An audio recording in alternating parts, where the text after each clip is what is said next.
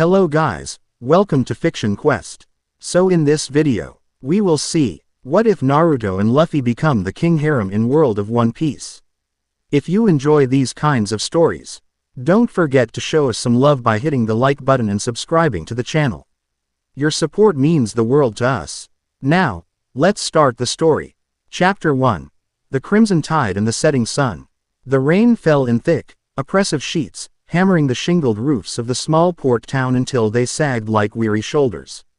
It was a miserable, gray day on the island of Oakhaven, made all the more so by the splintered masts and burning hulls that choked its harbor. Smoke, thick and black, coiled into the low-hanging clouds, carrying the stench of tar and despair.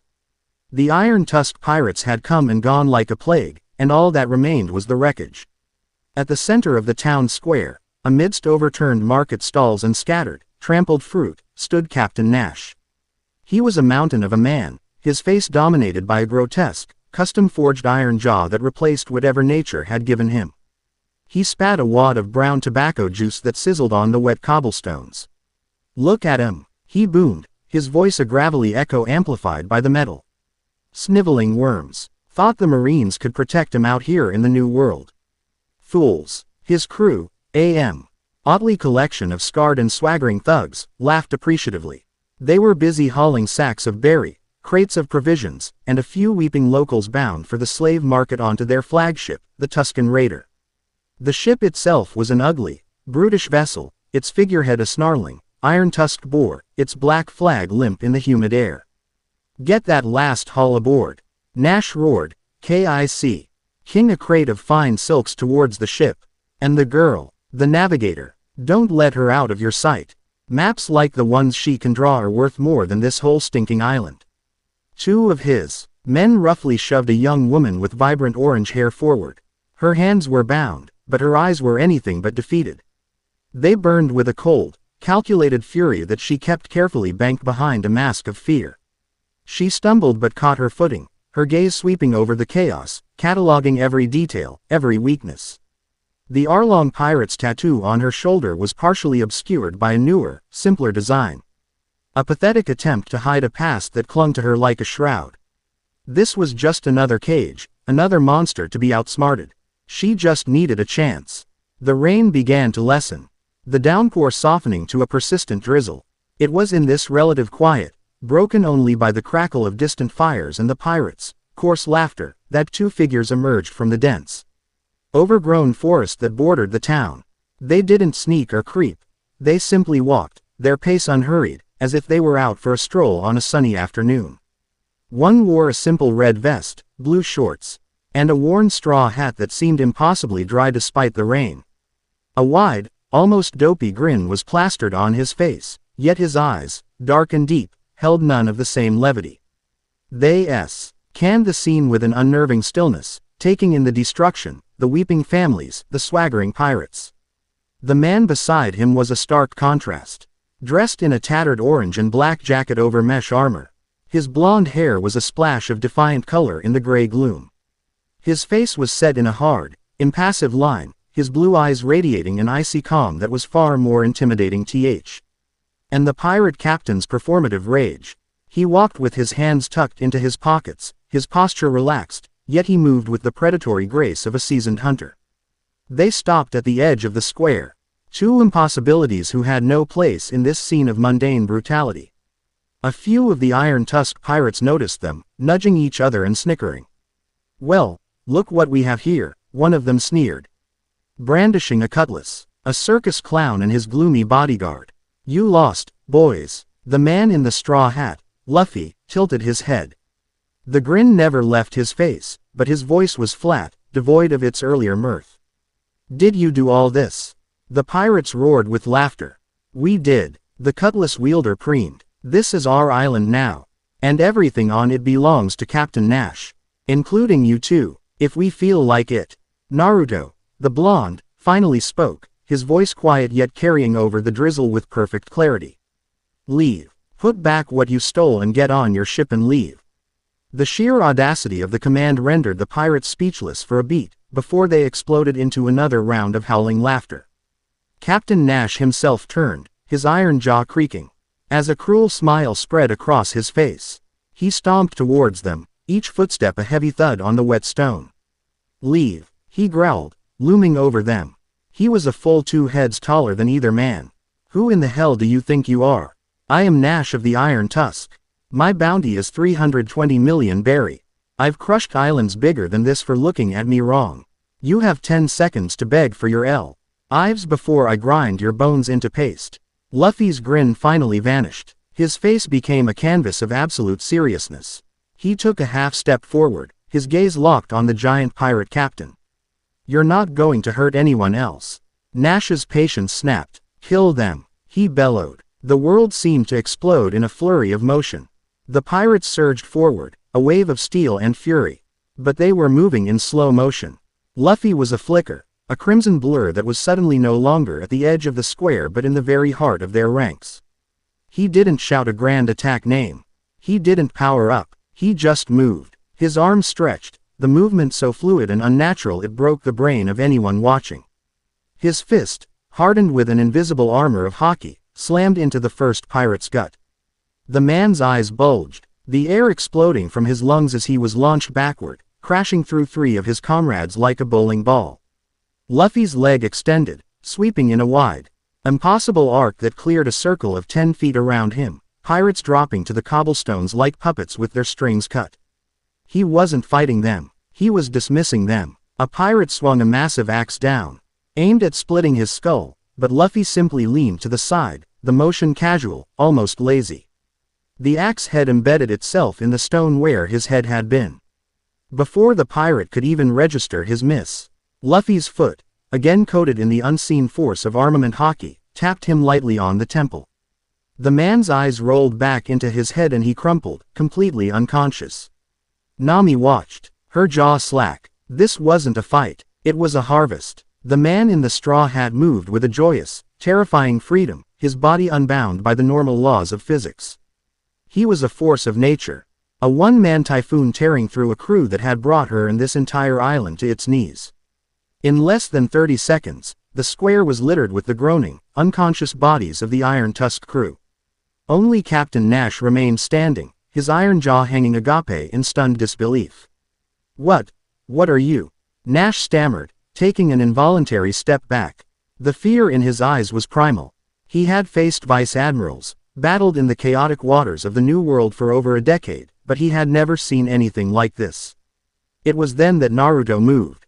He hadn't stirred from his spot, had simply watched his friend's whirlwind of destruction with a calm, practiced eye. Now, he took a slow step forward, and the very atmosphere on the island seemed to change. The drizzle didn't stop, but the sound of it faded into a dull hum. The air grew heavy, pressing down with a tangible weight. A strange, primal energy seemed to emanate from him, a quiet hum that vibrated in the bones. The villagers, the remaining conscious pirates, Nami, everyone felt it. It was the feeling of standing at the foot of a mountain, the oppressive, silent power of something ancient and immense. Nash, driven by terror and rage, reacted. "I'll kill you. I ate the boar fruit, model, Ironhide. You can't scratch me," he roared, his body contorting and swelling. Muscle and bone twisted, hair sprouted, and in a sickening crackle, the giant man transformed into a monstrous, bipedal boar, 10 feet tall, with thick, iron-like plates of hide and tusks the size of daggers. He was a living siege engine. With a deafening squeal, he charged. The ground shook with his every step. He was a battering ram of pure muscle and rage aimed squarely at Naruto. Naruto closed his eyes for a fraction of a second. When he opened them, his blue irises had become horizontal bars, and a faint orange pigmentation shadowed his eyelids. He hadn't moved a muscle, yet he was suddenly different. He was no longer just a man standing in the rain. He was part of the rain, part of the stone beneath his feet, part of the very air itself. He felt the charge not just with his eyes, but with every fiber of his being. He could feel the shift in air pressure, the vibration of the earth, the frantic thumping of the monster's heart. The monstrous boar was 5 feet away, tusks lowered to eviscerate him. And then, Naruto moved. He flowed to the side like water, Nash's charge missing him by a hair's breadth. The pirate captain roared in frustration, spinning around to charge again, but Naruto was already there. He hadn't used speed so much as he had simply ceased to be where Nash expected him to be. He raised a single, open palm. He didn't seem to put any force behind it. To the onlookers, he looked like he was just going to place his hand on the charging beast's chest. But Nami, watching with a navigator's keen eye for detail, saw it. The air around Naruto's hand seemed to shimmer, to distort, as if a bubble of immense energy was extending from his palm. This was the frog kata. There was no wasted motion, no theatrical wind-up. Just pure, focused natural energy. His palm connected with Nash's iron-plated chest. There was no loud crack, no explosion of force. There was only a dull, wet thump. For a moment, nothing happened. Nash's charge halted, his piggish eyes blinking in confusion. Then, the phantom force hit him. An invisible wave of concussive power erupted from the point of contact, traveling through his entire body. His iron hide offered no resistance. It wasn't an external attack, it was an internal one. Every organ, every bone, every muscle fiber was hit by the shockwave simultaneously. Nash's eyes widened in sheer agony and terror. A spray of blood erupted from his iron jaw, and his massive body was flung backward as if hit by a cannonball. He flew 100 feet through the air, his monstrous form shrinking back to that of a man mid-flight, before crashing into the mainmast of the Tuscan Raider. The mast, a solid pillar of oak 3 feet in diameter, snapped in two with a sound like a thunderclap. Nash's unconscious body slid down the splintered wood, landing in a heap on the deck. Utterly broken. Silence. Absolute, profound silence descended upon the port of Oakhaven. The rain had stopped. The clouds seemed to be parting, a single, weak ray of sunlight piercing the gloom to illuminate the scene of carnage. The few pirates who had remained conscious on the ship stared, their weapons clattering from nerveless fingers onto the deck. The villagers, huddled in the doorways of their ruined homes, looked on with a mixture of terror and dawning, unbelievable hope. Luffy's grin returned, wide and bright. He trotted over to Naruto, slapping him on the back. "Nice one. You didn't even break his ship too much this time." Naruto's sage markings faded, and he was just a man again, albeit one who had just felled a monster with a single touch. He let out a soft sigh. His shoulders slumping slightly. He was loud, was his only explanation. He looked over the unconscious forms, his gaze softening with a hint of something that looked like weariness. Too many battles. Too much destruction. He then looked towards the stolen goods. His gaze fell upon the bound villagers. With a flicker of movement, a blur of yellow, he was beside them. A kunai, seemingly appearing from nowhere, flashed twice, and their ropes fell away. "Go find your families," he said, his voice gentle now. Luffy, meanwhile, had hopped onto the deck of the pirate ship. "Hey, you guys," he called out to the terrified, surrendered pirates. "Put all this treasure back where you found it. Then fix the houses you broke. Then you can have your captain back and get out of here." The pirates scrambled to obey, their fear of the two men far outweighing any loyalty they had to their fallen captain. It was into this strange, almost surreal aftermath that Nami walked. Her hands were still bound, a detail the two saviors had somehow missed. She had managed to snag a small knife from a fallen pirate and was working it against the ropes behind her back. She approached them cautiously, her mind racing. She had seen powerful people. She had lived under the thumb of a fishman who could shatter buildings with his bare hands. But this was different. This wasn't just strength. It was absolute, unquestionable dominance. The kind of power that could reshape the world. And they didn't seem to want the treasure. She stopped a few feet from them, finally managing to slice through the last of her bindings. The ropes fell to the ground. She rubbed her raw wrists, her eyes darting between the cheerful man in the straw hat and the quiet, intense blonde. Who are you?" she asked, her voice steady despite the tremor in her hands. Luffy beamed at her, all trace of his earlier intensity gone. "I'm Monkey D. Luffy. This is my friend, Naruto Uzumaki." He pointed a thumb at Naruto, who gave a short, curt nod. Luffy's stomach then let out a growl that echoed across the silent square. "And we're really hungry. Is there any good meat on this island?" Nami blinked. The whiplash was staggering. One moment, they were godlike arbiters of destruction. The next, one of them was asking for food like a lost child. Naruto, however, was looking at her more closely. His blue eyes weren't just looking at her. They felt like they were seeing through her. He saw the cunning, the years of survival etched into the lines of her face. His gaze flickered for a moment to her shoulder, to the ugly remnant of her past she tried so hard to hide. He sensed the crushing weight she carried, the desperation, the hope, and the ironclad will that held it all together. He didn't say anything, but in his eyes, Nami saw a flicker of understanding that was more disarming than any show of power. This was her chance. An opportunity dropped from the sky. They were powerful beyond belief, but they seemed simple, aimless. They were a cannon without a fuse, a hurricane without direction. And she was very, very good at providing direction. "Are you pirates?" she asked, her tone shifting, becoming more businesslike. "Nope," Luffy said cheerfully, picking his nose. "We're not Marines either," Naruto added, his gaze still fixed on her. Nami took a deep breath. "You're strong, unbelievably strong, but you don't seem to have a clue where you're going. You just saved this island, but tomorrow you'll drift to another one, and the day after that, another. The new world will eat you alive without a first-rate navigator." Quote. She puffed out her chest, a spark of her usual confidence returning. "I'm the best navigator you'll ever meet. I can read any map, chart any sea, predict any storm. I can guide you through the Grand Line, all the way to the end, if that's where you want to go." She paused, letting her offer hang in the air. "In exchange, you take me with you. And you help me with something I need to do." Her eyes hardened for a moment, a flash of the vengeful fire she kept so tightly controlled.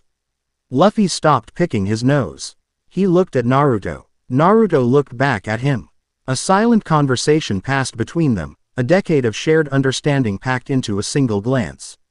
Naruto gave an almost imperceptible nod. Luffy's grin returned, wider than ever.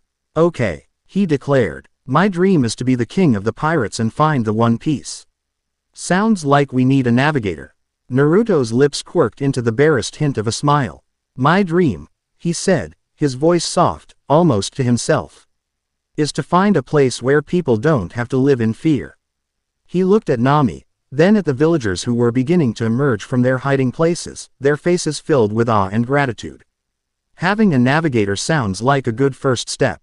From a small, battered marine patrol vessel anchored half a mile offshore, hidden behind a rocky outcrop, Ensign Kobe adjusted the lens of his spyglass. His hands trembling so badly he could barely keep the image in focus. He was supposed to be on a simple reconnaissance mission, observe and report on the Iron Tusk pirates' activities. He was not supposed to witness the apocalypse. He lowered the spyglass, his face pale and clammy. The young marine next to him, a new recruit named Helmeppo, was staring blankly at the island. Did you see that?" Helmeppo whispered, his voice cracking. Kobe couldn't form words. He had seen it. He had seen a man in a straw hat move like a rubber band made of lightning, taking an entire pirate crew without breaking a sweat. He had seen a blonde man in orange stand perfectly still as a monster charged him, only to send it flying with a single, gentle-looking touch that broke the laws of physics. It wasn't a battle. It was an execution. No, it was less personal than that. It was an inevitability, like a rockslide or a tidal wave. He fumbled for his report log and a pen. His handwriting, usually neat and precise, was a frantic scrawl. Location: Oakhaven Island, New World Quadrant G5. Target: Iron Tusk Pirates. Captain: Iron Jaw, Nash, Bounty 320 million. Status: Hostile fleet neutralized. Annihilated. He paused, trying to find the right words. How could he possibly describe what he had just witnessed? Perpetrators: 2 unidentified males. One in a red vest and straw hat. Displays abilities consistent with a Paramesha-type devil fruit, extreme physical proficiency, and advanced hockey. The other, blonde with an orange jacket, displays abilities beyond classification. No devil fruit detected. Utilized an unknown form of combat that generated immense concussive force through physical contact. A palpable, oppressive aura was noted in his presence. He swallowed hard, the pen shaking. Assessment: Threat level, unknown. They engaged and defeated a 300 million berry crew and their captain in approximately 5 minutes. No significant effort was expended. Their power is not just that of a warlord. or even a Yonko commander. It is absolute. They weren't fighting. They were a force of nature. He sent the encrypted report via the transponder snail. A small, garbled message that would begin its long journey, passed from ship to ship, base to base, until it landed on a desk in the hallowed halls of Mary Geoise, a tiny ripple that heralded the coming of a tsunami. Back on the island, the sun was finally winning its battle against the clouds. Naruto, Luffy, and their newly recruited, still slightly bewildered navigator walked away from the recovering town. The villagers waved, some crying with relief. The pirates were dutifully, and fearfully, repairing the damage. Nami glanced back at the two men she had just thrown her lot in with. One was already trying to convince the other to find a giant beetle to keep as a pet. They were ridiculous, absurd, and the most powerful beings she had ever laid eyes on. For the first time in a very, very long time, the crushing weight on her shoulders felt just a little bit lighter. This was a gamble, the biggest of her life. But as she watched them argue playfully, silhouetted against the setting sun, she didn't help but feel that she had just stumbled upon the one force in the world that could actually set her free. The log pose on her wrist was set for the next island, but for the first time, the path ahead felt entirely unwritten. Chapter 1 End. Chapter 2. The Serpent's Gaze and the Archaeologist's Hope. The sea between Oakhaven and the next mark on the log pose was a placid, shimmering blue. For 3 days, a gentle wind filled the single sail of the small caravel they had, liberated, from Nash's impound dock. It wasn't a grand vessel, but it was swift and sturdy, a temporary home on an endless ocean. A new dynamic had settled over its small deck, a rhythm of quiet competence and chaotic energy. Nami, finally free of the immediate need to survive, had blossomed.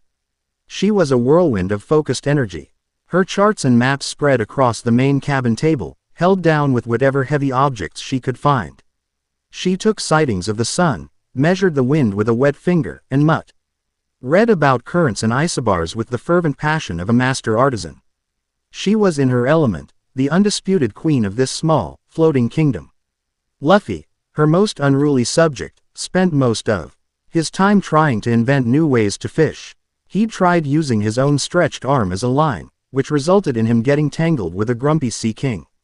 He'd tried using his foot as bait, which nearly got him eaten. Now, he was perched precariously on the ship's railing, a long strand of Naruto's hair tied to a bent nail, convinced he could catch a sky fish if he just held it high enough. Naruto was the quiet center of their nascent crew. He spent hours in a meditative cross-legged position on the forecastle, seemingly doing nothing. But Nami, a keen observer of people, noticed the subtleties. He wasn't sleeping. His posture was too alert, his breathing too controlled. Sometimes, she would see him tilt his head, as if listening to a conversation miles away. He was a coiled spring, a deep, still well of power that she was only just beginning to comprehend.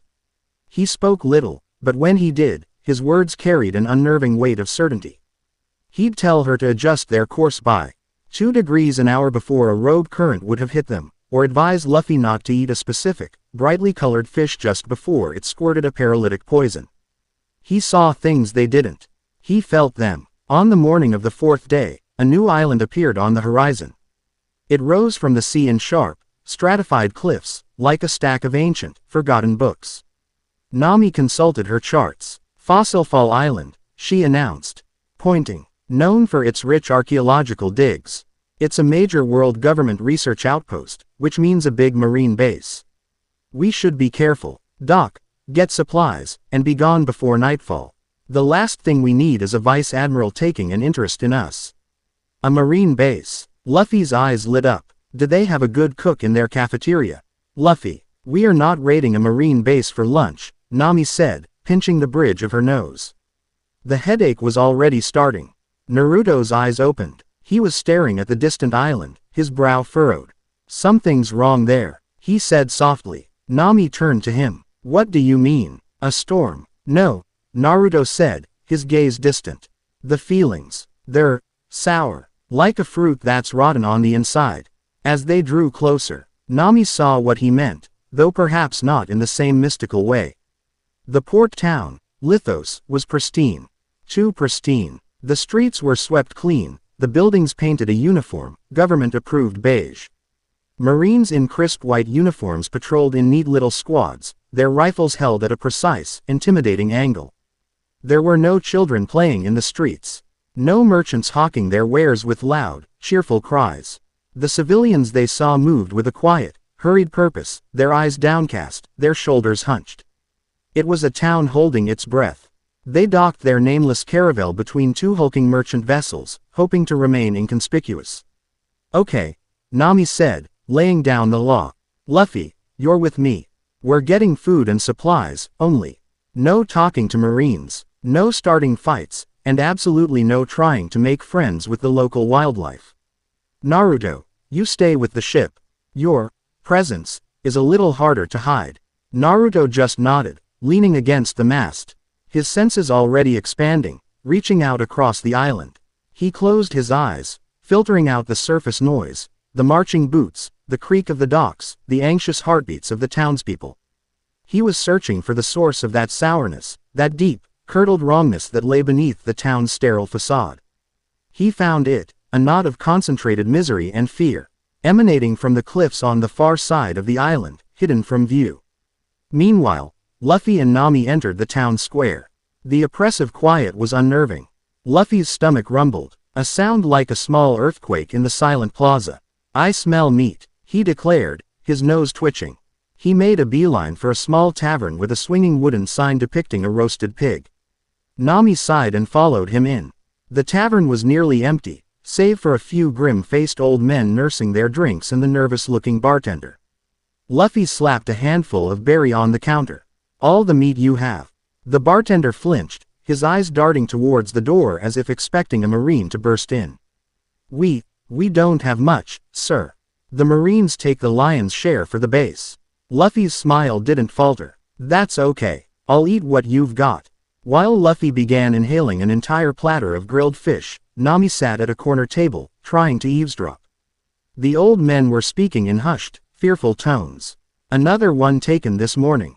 Young Toby, from the bakery. His mother is beside herself. But what can we do? Captain Varrick calls it civic duty. Duty to dig in those cursed caves until you drop from exhaustion. He's not looking for fossils. He's looking for gold. Everyone knows it. Hush, you want his men to hear you." Nami's mind pieced it together. Upped Marine captain using the townspeople for forced labor under the guise of archaeological work. It was a depressingly common story in the Grand Line. A problem to be avoided. But then she heard another name, whispered with an even deeper fear. "It's not just the captain. It's the other one. The man in the black suit. He doesn't shout like Varrick. He just watches. They say he's from Cipher Pole." Nami's blood ran cold. Cipher Pole. The world government's shadowy enforcers. This was far more dangerous than a simple corrupt captain. This was official, sanctioned evil. She grabbed Luffy, who was trying to swallow a fish whole. "We're leaving now." "But I'm not done yet," Luffy protested, his cheeks bulging.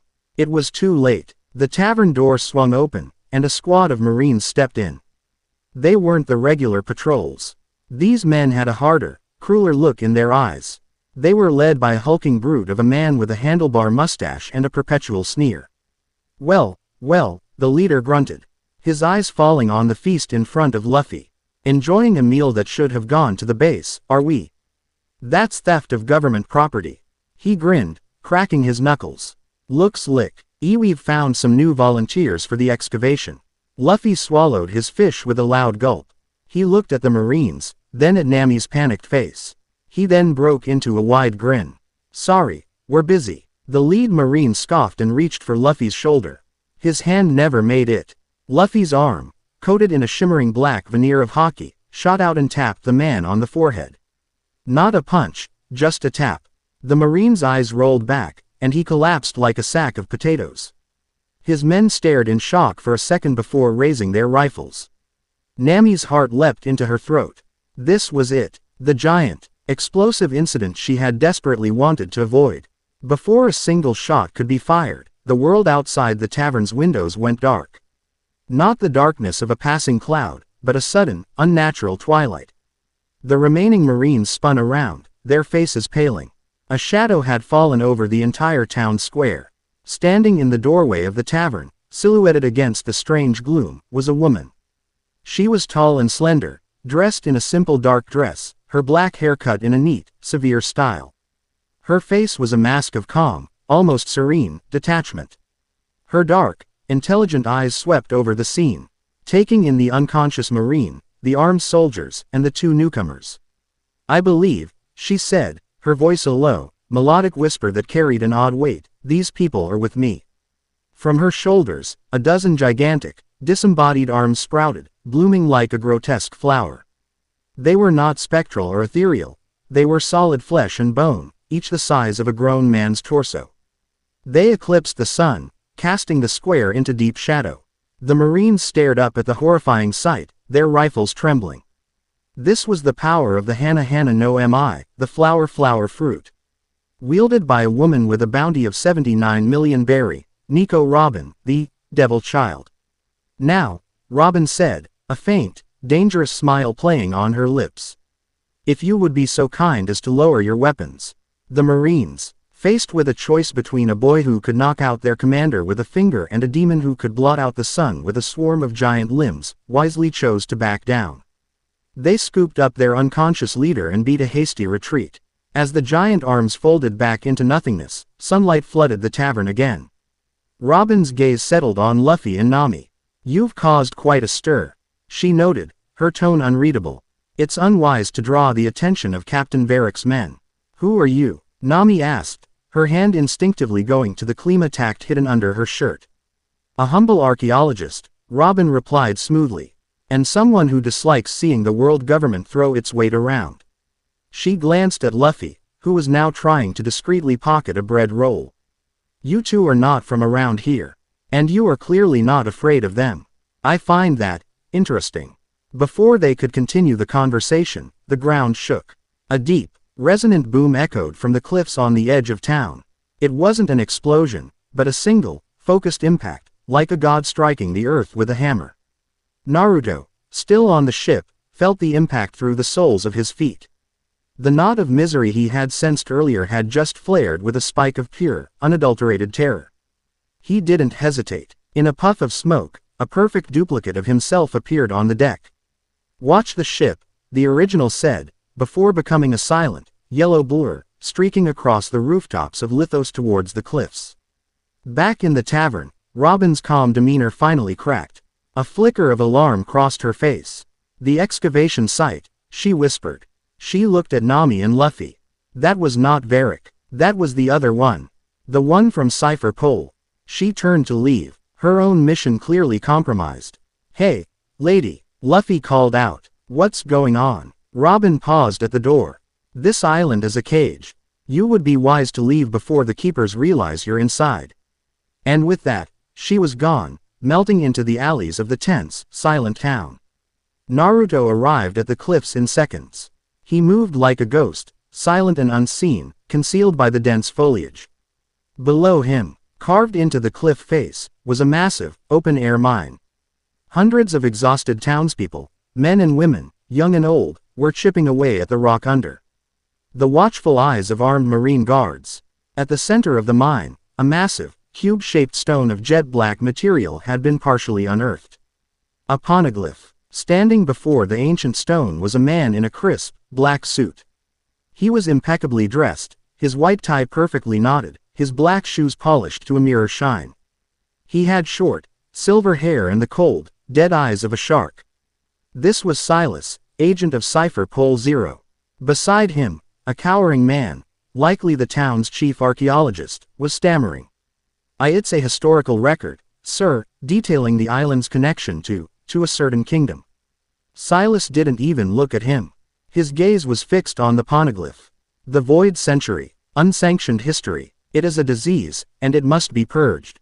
He turned his dead eyes on the archaeologist. "You have served your purpose." He moved with impossible speed, his body flickering. A single, stiffened finger, a shigan, lanced through the air and struck the archaeologist in the chest. The man crumpled without a sound.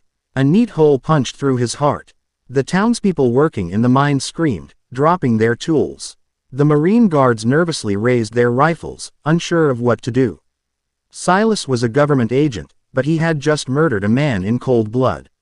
Incompetence will not be tolerated, Silas announced to the terrified crowd, his voice as cold as a tomb. The excavation is behind schedule. The rest of you will work twice as hard. He turned his attention back to the poneglyph. Captain Varric may be content to sell this island's history for a few chests of gold. But my mission is far more sacred. I am here to preserve the order of the world by burying its inconvenient truths. From his hiding spot in the trees, Naruto watched, his fists clenching. He felt the wave of terror and despair from the workers, the cold, fanatical void of emotion from the man in black. This was the rot he had sensed. A man who killed to erase knowledge, who enslaved people in the name of order. It was a philosophy he had fought against his entire life. He was about to intervene when he sensed two more figures approaching the scene, one a whirlwind of cheerful, boundless energy. The other a current of sharp, calculated anxiety. Luffy and Nami, and they weren't alone. Following them from a safe distance was the woman from the tavern, Nico Robin. Luffy, predictably, didn't bother with stealth. He burst through the trees and landed in the middle of the quarry, his sandals slapping against the stone. "Hey, you in the suit," he shouted, pointing a finger at Silas. "I don't know what's going on, but you're making everyone cry. So stop it." Silas turned slowly, his face a mask of mild annoyance, like a man who has just found an insect in his soup. "And who, precisely, are you?" "I'm Luffy, the man who's gonna be king of the pirates." A few of the Marines snickered, but Silas didn't. His eyes narrowed, a flicker of genuine interest in their dead depths. He had seen the preliminary report from Oakhaven. A rubber man in a straw hat. An anomaly. "Pirates," Silas said with disdain. "Agents of chaos. The very thing I am here to eliminate." He vanished. Using Soru, he appeared directly in front of Luffy, his leg snapping up in a high-speed rankyaku, a blade of compressed air that could slice through steel. Luffy, however, simply leaned back, the air blade whistling past his nose. His observation hockey had tracked Silas's every move. "Too slow," he said with a grin, and his fist, once again coated in black armament, shot forward. Silas, with the practiced ease of a master, flowed into Tekai. His body becoming as hard as iron. He blocked the punch, but the sheer force of it sent him skidding back several feet, his polished shoes carving grooves in the rock. A flicker of surprise crossed his face. This was no ordinary pirate. The raw power was immense. From the cliffs above, Nico Robin watched, her heart pounding. She had been tracking Silas for weeks, trying to get a rubbing of the poneglyph before he inevitably destroyed it. She had expected to have to flee, but now this impossible boy in the straw hat had just engaged a CP0 agent in single combat. It was then that Nami, who had been hiding with Robin, put her own plan into action. She was not a monster of raw power like her companions, but she was clever. While all eyes were on Luffy and Silas, she pulled a small, custom-made dial from her belt. A tone dial. She had it activated in the tavern, recording the old men's conversation about Captain Varric's corruption and forced labor. She aimed it towards the group of uncertain Marine guards. "Captain Varric calls it civic duty. He's not looking for fossils. He's looking for gold. Everyone knows it." The recorded voices, amplified by the quarry's acoustics, echoed through the silence. The Marine guards looked at each other, their faces a mixture of fear and dawning anger. They were soldiers of the world government, not a greedy tyrant's personal thugs. At that moment, the main gate to the quarry was smashed open. In stomped Captain Varric himself, his face purple with rage. "What in the blazes is going on here?" "Silas. And who is this brat?" "Captain Varric," one of his men called out, emboldened by the recording. "Is it true? Are you using us and these people to line your own pockets?" Varric's eyes bulged. "Insubordination. I'll have you all court-martialed." He drew his own weapon, a massive, jewel-encrusted cutlass. "I am the law on this island." It was the perfect storm of chaos Nami had hoped for. The Marines were divided. Varric was exposed, and the terrifying CP0 agent was occupied. Silas clicked his tongue in annoyance. Varric's greed and incompetence had compromised the mission. "Fools," he muttered. Before refocusing on Luffy, he blurred into motion again, this time launching a flurry of Shigan finger pistols. Luffy met the assault with a grin. He didn't even bother dodging. He inflated his torso, his rubber body catching the hardened fingers like they were pebbles thrown at a trampoline. Gomu Gomu no, Fusen. He then expelled the air, sending Silas flying backward. While this was happening, Naruto chose his moment. He dropped from the cliffs, landing silently behind the poneglyph. He wasn't interested in the brawling marines or the posturing captain. His target was Silas, but not for a fight. Not yet. He placed a hand on the cold, black stone of the poneglyph. He closed his eyes, extending his own unique sensory abilities into it. He couldn't read the ancient language, but he could feel the echoes of the past etched into its very being. He felt the sorrow of a lost kingdom, the echoes of a great war, the faint, lingering will of those who had carved the message, a desperate plea to be remembered. It was a chorus of ghosts, and it resonated with the lonely spirits that had always swirled within him. Robin, watching from her hiding place, gasped. She saw the blonde man touch the stone, his face serene. A faint golden aura flickering around him. No one touched the poneglyphs. They were artifacts, historical objects. But he was communing with it. Silas, recovering his balance, saw Naruto. His cold eyes widened in genuine shock and fury. You, desecrating a sacred text. You will die for that heresy. The preservation of order, for Silas, was a holy war. And this man was committing the ultimate sin. He abandoned his fight with Luffy and shot towards Naruto, his body a black blur of pure murderous intent. Die, he shrieked, his hand shaped into a deadly spear. He never made it. A massive, swirling ball of blue energy, the size of a beach ball, slammed into his side. The Rasengan. It didn't explode. It ground into him, a vortex of pure chakra that shredded his immaculate suit and sent him tumbling through the air, crashing into the far wall of the quarry with enough force to crack the stone. Naruto stood up, his arms still extended. He hadn't even looked. His sage mode had tracked Silas's every move, predicted his every intention. He turned his gaze, now cold and hard, towards the CP0 agent struggling to rise from the crater he'd made. History is not a disease, Naruto said, his voice quiet but echoing with an undeniable authority. It's the memory of a people. Trying to erase it is the same as killing them all over again. I won't let you do that. Luffy, meanwhile, had grown bored with the squabbling marines. He saw Captain Varrick trying to rally his few remaining loyal men. Okay, my turn, he announced. He took a deep breath, bit his thumb, and blew. Gear 3rd. Gomu Gomu no, gigant pistol. His fist swelled to the size of a small house, a shadow falling over the terrified Captain Varrick. This island is under new management. Luffy boomed, and brought the giant fist down. He didn't even hit Varrick directly. The shockwave from the impact flattened the captain and his cronies, knocking them out instantly and ending the pathetic rebellion in a single decisive blow. The quarry fell silent. The townspeople stared. The now leaderless marines stared. Nico Robin stared, her mind struggling to process the scene. The corrupt marine captain was defeated. The unstoppable CP0 agent was beaten. The poneglyph was safe. And it had all happened in less than 5 minutes. Silas pushed himself from the rubble, his body bruised and his suit in tatters. But his fanatical glare was unbroken. He saw Naruto standing by the poneglyph, Luffy with his giant, shrinking fist, and he knew he was defeated. But his mission was not over. He pulled a small, black transponder snail from his pocket, a device that connected to a secure, encrypted channel. The anomalies are confirmed, he spoke into it, his voice raspy. They are not merely pirates. One is the living embodiment of freedom, a will that bends the world around him. The other communes with the forbidden past.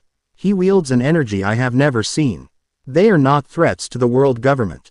They are ideological heresies. They must be purged by a divine hand. He then bit down on a capsule in his teeth. A cloud of thick, black smoke erupted from his body, and when it cleared, he was gone.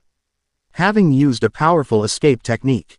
In the aftermath, the townspeople slowly began to cheer. The regular marines, freed from Varrick's tyranny, began rounding up the corrupt officers. It was a liberation. Nami and Robin emerged from their hiding spot.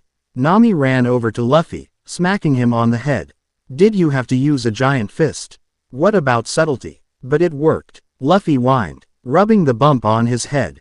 Naruto walked over to them, his expression unreadable as he looked at Nico Robin. You can read that stone, can't you? He asked. It wasn't an accusation. It was a simple statement of fact. Robin, for the first time in years, felt completely off balance. These people didn't look at her with fear or suspicion. They didn't see the devil child. The blonde man looked at her with an unnerving understanding, and the one in the straw hat looked at her with simple, uncomplicated curiosity. She took a deep breath, a decision solidifying in her heart. For 20 years, she had run, she had hidden, betrayed, and done whatever it took to survive, all to uncover the truth of the Void Century. These men, these forces of nature, they didn't want to suppress that truth. They fought for it without even knowing what it was. They were the one power in the world that seemed to operate completely outside the world government's control. They were her one, impossible chance. Yes, I can, she said, her voice steady. It tells the story of how the ancient kingdom brought prosperity to this island, and how the 20 kingdoms who would form the world government saw that freedom as a threat and wiped them from history. Her eyes met Naruto's, a truth they are still killing to protect. She then did something she had never done before. She asked. She did not manipulate or scheme. She asked, "You're going to the end of the Grand Line, aren't you?" To laugh tail. It was a guess, but with men like these, where else could they be going? The true history of the world, the story of the Void Century, is written on the Rio Poneglyph, which is said to be there. I need to find it. My knowledge is all I have to offer. She looked at Luffy. Take me with you. I want to be a part of your crew. Luffy picked his nose, then looked at Naruto. Naruto gave a small, almost imperceptible nod. Luffy's face broke into a massive grin. Okay, he shouted, as if it were the simplest decision in the world. Welcome to the crew, Robin. Nami's jaw dropped. Just like that, we don't know anything about her. She's a wanted criminal, so are we now, Naruto pointed out calmly. And besides, he added, his gaze softening as he looked at Robin, no one should have to be alone. In a silent, ornate room far across the world, a figure cloaked in shadow stood before a massive holographic map of the world. A single, red icon blinked on Fossilfall Island. A subordinate, kneeling in the darkness, read the report that had just come in from their agent, Silas. Ideological heresies must be purged by a divine hand. The shadowy figure was silent for a long moment. A slender, unnaturally long finger reached out and touched the blinking red light on the map. It seems the embers of that dawn are stirring once more, a voice whispered, ancient and cold as the void between stars. Send the saints' knights. It is time to remind the world what happened. To those who dare to read the words of gods. Sailing away from a celebrating Fossilfall Island, the small caravel felt a little more crowded, and a lot more complete. Nami was still grumbling about rash decisions. But she was already sketching Robin into a new crew roster. Luffy was pestering their new archaeologist about what kind of cool skeletons she had seen. And Naruto sat with Robin on the deck, watching her carefully transcribe the poneglyph's message from a rubbing she had managed to snag. He didn't understand the strange, angular symbols, but he understood the look in her eyes as she read them. It was the look of someone who had found a glimmer of light after a lifetime in the dark. Their crew was growing. Their journey was just beginning. And the shadows they were casting were growing longer and deeper with every league they sailed. Chapter 2 End. Chapter 3. The Empress's Heart and the Kingdom of Sand. The heat was a physical presence.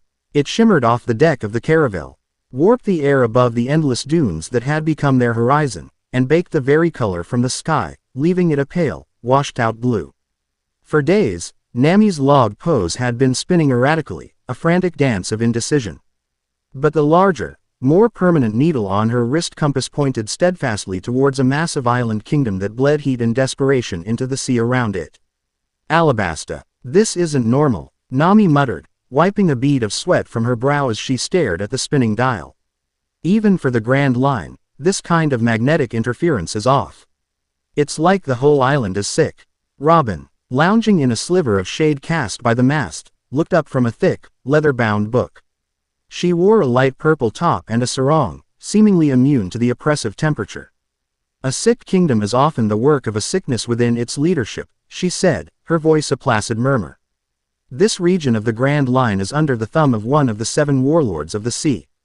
A man they call Sir Crocodile. He's the public-facing hero of Alabasta, credited with defeating pirates and protecting the peace.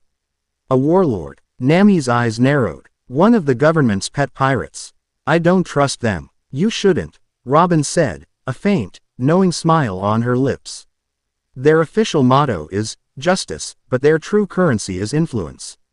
And Crocodile's influence here is absolute. Luffy, who had been trying to use his stretched neck as a periscope, suddenly snapped back to the deck. I see it, a city, and it looks sandy. The port city of Nanohana say from the desert like a dream of baked clay and vibrant awnings. But as they drew closer, the dream soured. The harbor was tense, patrolled by grim-faced men in strange uniforms bearing the insignia of a stylized crocodile. The people in the streets moved with the same hurried, downcast air they had seen on Fossilfall, but here it was laced with a palpable anger, a simmering resentment that was close to boiling over. Baroque works. Robin identified the soldiers' insignia, her voice losing some of its usual calm. A secret organization of bounty hunters and assassins. Crocodile is their leader. The public knows him as a hero. The underworld knows him as Mr. Zero. So the hero is the bad guy. Luffy said, cracking his knuckles. Sounds simple enough. Let's go kick his butt. It's not that simple, Luffy, Nami snapped. Though she knew it was a wasted effort. This is a warlord, backed by the world government. An entire kingdom is involved. We can't just punch our way through this. Naruto, who had been silently watching the city from the bow, finally spoke. His sage mode wasn't active, but his senses were still preternaturally sharp. He could feel the emotional state of the city like a discordant symphony. She's right. It's not one person. It's a civil war. 2 massive armies are gathering out in the desert. One is the official royal army. The other is made up of civilians. They're full of anger, but also hope. They believe they're fighting for justice. How can you possibly know that? Nami asked, exasperated. I can feel it, Naruto replied simply. And they're both being lied to. He turned his gaze inward, towards the heart of the city, then further, across the vast desert. He felt a cold, dry, patient evil at the center of it all, a consciousness that felt like shifting sand and desiccated bone. Crocodile. But there was another presence, too. Something powerful and arrogant, yet burning with a strange, fierce heat. It was mobile, and it was heading for the same city as them. They docked and disguised themselves as best they could, pulling cloaks over their heads to ward off the sun and hide their faces. Their goal was simple: gather information and supplies.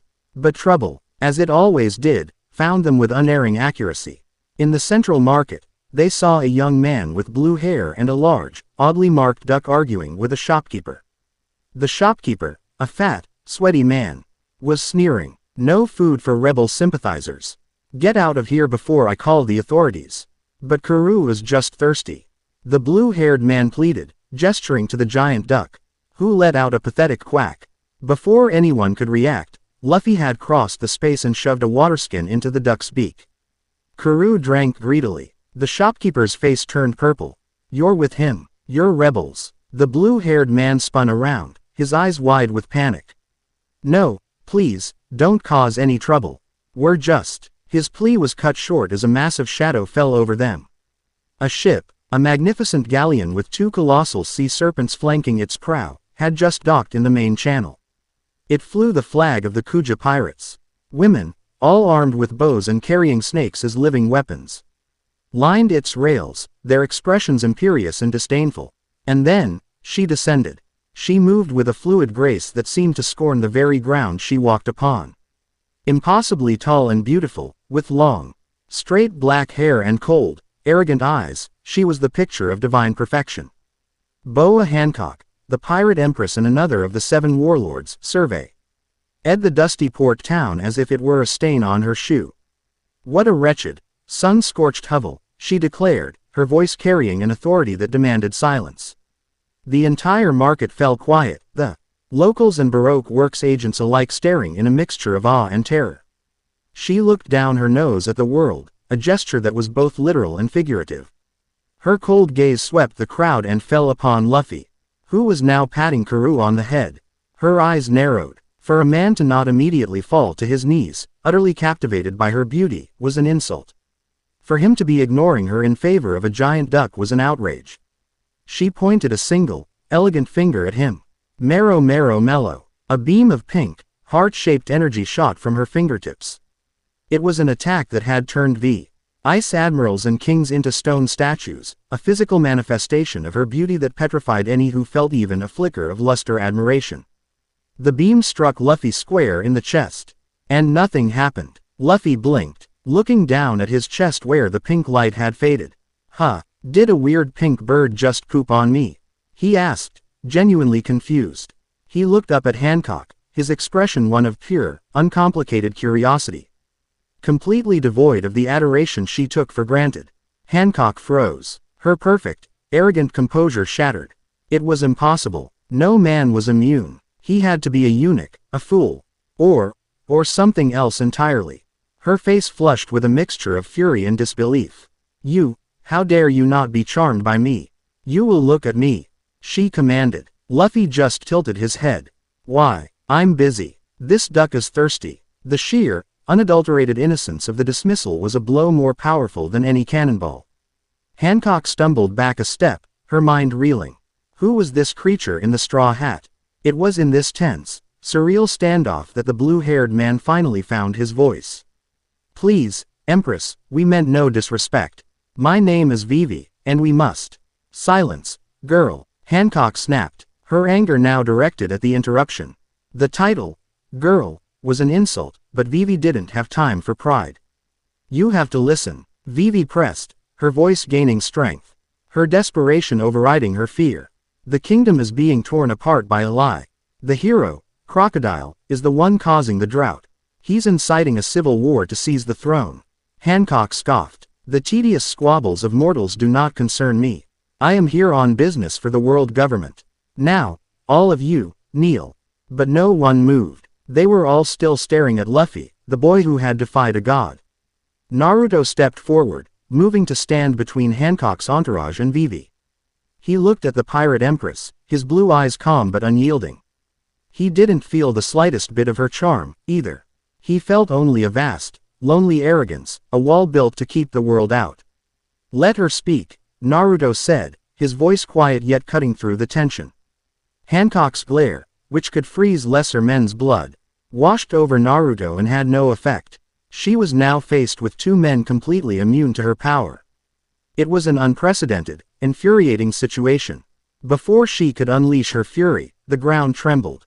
A sandstorm, unnatural and vicious, erupted in the center of the market. From it, a tall, scarred man in a luxurious coat emerged, a golden hook where his left hand should be. Sir Crocodile, well, he said, a dry, rasping sound like snakeskin on stone. The pirate empress and a collection of nobodies. Princess Vivi, your little charade as a Baroque works agent is over. It's a shame. Miss Wednesday was so much more amusing. His cold, dead eyes fell on Luffy and Naruto. And you must be the troublemakers I've been hearing about from the lower ranks. To interfere with my plans for this kingdom is an act of supreme foolishness. Vivi's face went pale with terror and rage. Crocodile, this is my kingdom now, girl, Crocodile sneered.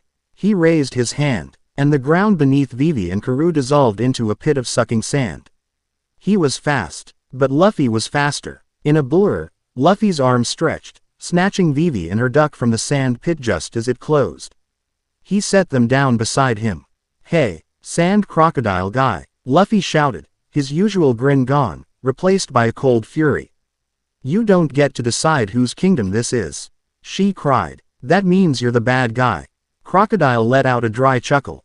What a simplistic worldview. You have no idea what you're up against, Straw Hat. He dissolved into a swirling torrent of sand, reforming. G behind Luffy to strike him with his golden hook. But Luffy was already turning, his fist hardened with armament hockey. He met the hook head on. The clash sent a shockwave through the market, shattering windows and sending stalls flying. Crocodile's eyes widened in surprise. Hockey. Impressive. But you are still just a boy. The battle had begun. Baroque Works agents swarmed the square. Hancock's Kuja warriors, unsure of their empress's orders, stood ready. The entire city was a powder keg, and Luffy had just lit the fuse. Nami, Robin, get Vivi to safety, Naruto commanded, his voice ringing with authority. He stepped forward, his hands forming a familiar cross-shaped seal. Shadow Clone Jutsu. In an explosion of smoke, the square was filled. Not with 10 or 20 clones, but with 1,000. An army of blonde, orange-clad figures flooded the streets of Nanohana. The Baroque Works agents stopped dead in their tracks, their jaws agape. Half of you, deal with these agents. The original Naruto ordered. The other half, find the source of the rebellion in the royal army. Tell them the truth. Tell them they're being manipulated by Crocodile. Go. The clones roared in affirmation and dispersed, a wave of disciplined supernatural soldiers spreading through the kingdom with impossible speed. It was a strategic masterstroke that would have taken an entire army weeks to accomplish, executed in seconds. The original Naruto then turned his attention to Crocodile, who was now locked in a furious battle with Luffy. Luffy was pure, raw power, his hockey-infused fists hammering against Crocodile's sand body, forcing the warlord to constantly reform. Naruto appeared at his side. I'll handle the small fry, Naruto said. You take the big guy. Shishishi. Got it. Luffy grinned, and his focus narrowed entirely onto the warlord. Naruto moved through the remaining Baroque Works agents like a phantom. He didn't kill. He was a blur of precise, disabling strikes. A chop to the neck here, a nerve strike there. An entire platoon of assassins was neutralized in under a minute. Boa Hancock watched, her arrogant facade completely stripped away. This wasn't a pirate brawl. This was a war being waged by two men who fought with the power of legends. She looked at the boy in the straw hat, who was now laughing as he dodged a blade of sand from a warlord, fighting for a princess he'd just met. She saw the sheer, unadulterated will in his eyes, the absolute conviction. He wasn't just fighting a man, he was fighting the very idea that one person could own the lives and dreams of others. His conqueror's haki rolled off him in invisible waves, not of intimidation, but of pure, unbending spirit. And in that moment, something inside her, something that had been frozen for a lifetime by pain and cynicism, cracked. This was not lust. This was not charm. This was awe. This was the bearing of a true king. Kuja warriors, she suddenly roared, her voice ringing across the battlefield. Her women snapped to attention. She pointed a decisive finger not at Luffy, but at the stunned Baroque Works agents. That man in the straw hat has captured my interest. Anyone who stands in his way is an enemy of the Kuja. Sink their ships, subdue their forces, leave none to aid the sand lizard. Her warriors let out a fierce war cry and leapt into action, a force of expert haki users who tore Hero Crocodile's remaining forces with contemptuous ease. Hancock had chosen a side. She had just declared war on a fellow warlord, an act of treason against the world government, for a man she had met less than 10 minutes ago. Meanwhile, across the kingdom, Naruto's clones were enacting his strategy. They found the rebel army, led by a passionate young man named Koza. They appeared before the royal army, commanded by the stalwart Chaka and Pell. They relayed the same message, backed by the irrefutable proof of their sheer existence.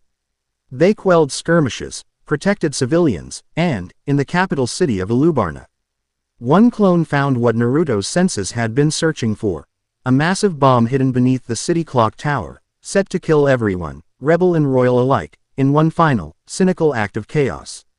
Back in Nanohana, Luffy's fight with Crocodile was reaching its climax. You can't protect them all, Straw Hat.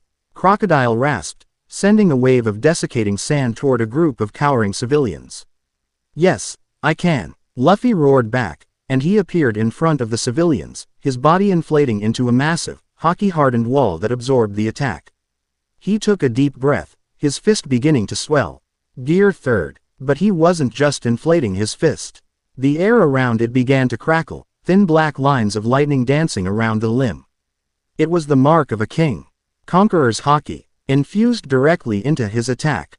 This is Vivi's country, Luffy bellowed, his voice echoing with a kingly authority that silenced the entire battlefield. It belongs to her and her people, and no one, is allowed to make them cry. He brought the fist down. Gomu Gomu no, Thor elephant gun. The attack was no longer just a physical blow. It was an execution of will. It struck Crocodile, and the warlord's sand body didn't just disperse, it was annihilated. The infused haki was a direct assault on his very spirit. Crocodile's eyes widened in disbelief as his logia defenses failed him for the first time in his life. He was launched into the sky, a screaming speck against the pale blue, before crashing miles out into the desert, defeated, broken, and utterly humiliated. Silence descended. The battle was over. The civil war that had been brewing for years had been ended in a single afternoon. Vivi stood on a rooftop with Nami and Robin, tears streaming down her face. Not tears of sadness, but of overwhelming relief and disbelief. She watched as Luffy, grinning, gave a thumbs up. She saw Naruto, his clones dissipating into smoke all around him, walk over to Luffy and bump his fist. She saw the Pirate Empress, the most beautiful woman in the world, staring at Luffy with an expression of such intense, fiery adoration that it was almost frightening. In the days that followed, Alabasta began to heal. The truth was revealed, the rebel and royal armies reconciled, and the rain, summoned by a strange, happy dance from Luffy, fell for the first time in years. Vivi was a hero to her people. But she knew the truth. The victory belonged to the impossible pirates who had descended like a storm and remade her world. On the day they were set to leave, she met them at the docks. She was dressed in her royal finery, the weight of a crown on her brow. I can't thank you enough, she said, her voice thick with emotion. I must stay. My people need me to help them rebuild. Naruto nodded, a soft smile on his face. A good leader stays with their people. Vivi looked at him, then at Luffy, and the rest of their small, powerful crew. She saw the future, not just of Alabasta, but of the entire world. These were the people who could do what she couldn't. They could challenge the very foundations of the world that allowed men like Crocodile to flourish.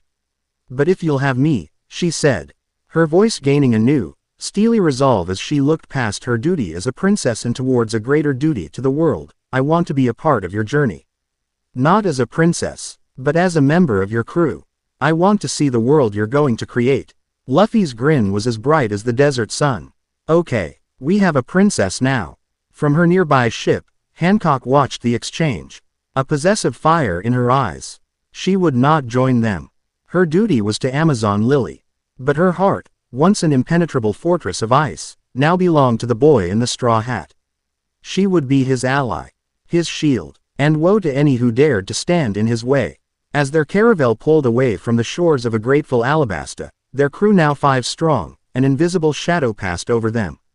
Far away, in the hallowed land of Mary Geoise, a report was laid on a gilded table. Sir Crocodile has been defeated. Princess Vivi of Alabasta has abdicated her throne and joined the Straw Hat crew. The Pirate Empress, Boa Hancock, has declared herself their sworn ally. A figure cloaked in white robes, one of the 5 elders, read the report, his ancient face grim. This is no longer a pirate crew. This is a burgeoning empire, centered around these 2 anomalies. They are collecting allies, swaying kingdoms. This is an unprecedented threat to the balance. The Saints' Knights have been dispatched. Another elder said, his voice a low rumble. They will make their first move soon. They will test the true nature of these heretics. The first elder looked out a grand window at the world below. Let us hope they are sufficient. For if they are not, then the storm we have feared for 800 years may finally be upon us. Chapter 3 End. Chapter 4. The Daughter of the Oni and the Echoes of Wano. The days after Alabasta were a strange and welcome peace. The Grand Line, as if sensing their need for a reprieve, had calmed its temperamental seas. The sun was warm but not scorching. The wind was a steady, friendly hand on their sails, and for a full week, no enemy ships appeared on the horizon. A new life hummed aboard the caravel, a vibrant, chaotic, and utterly unshakable camaraderie. Vivi, free from the crushing weight of a kingdom, was rediscovering the world with wide-eyed wonder. She peppered Nami with questions about navigation, listened intently to Robin's quiet history lessons, and watched Luffy's rubber antics with a mixture of amusement and disbelief.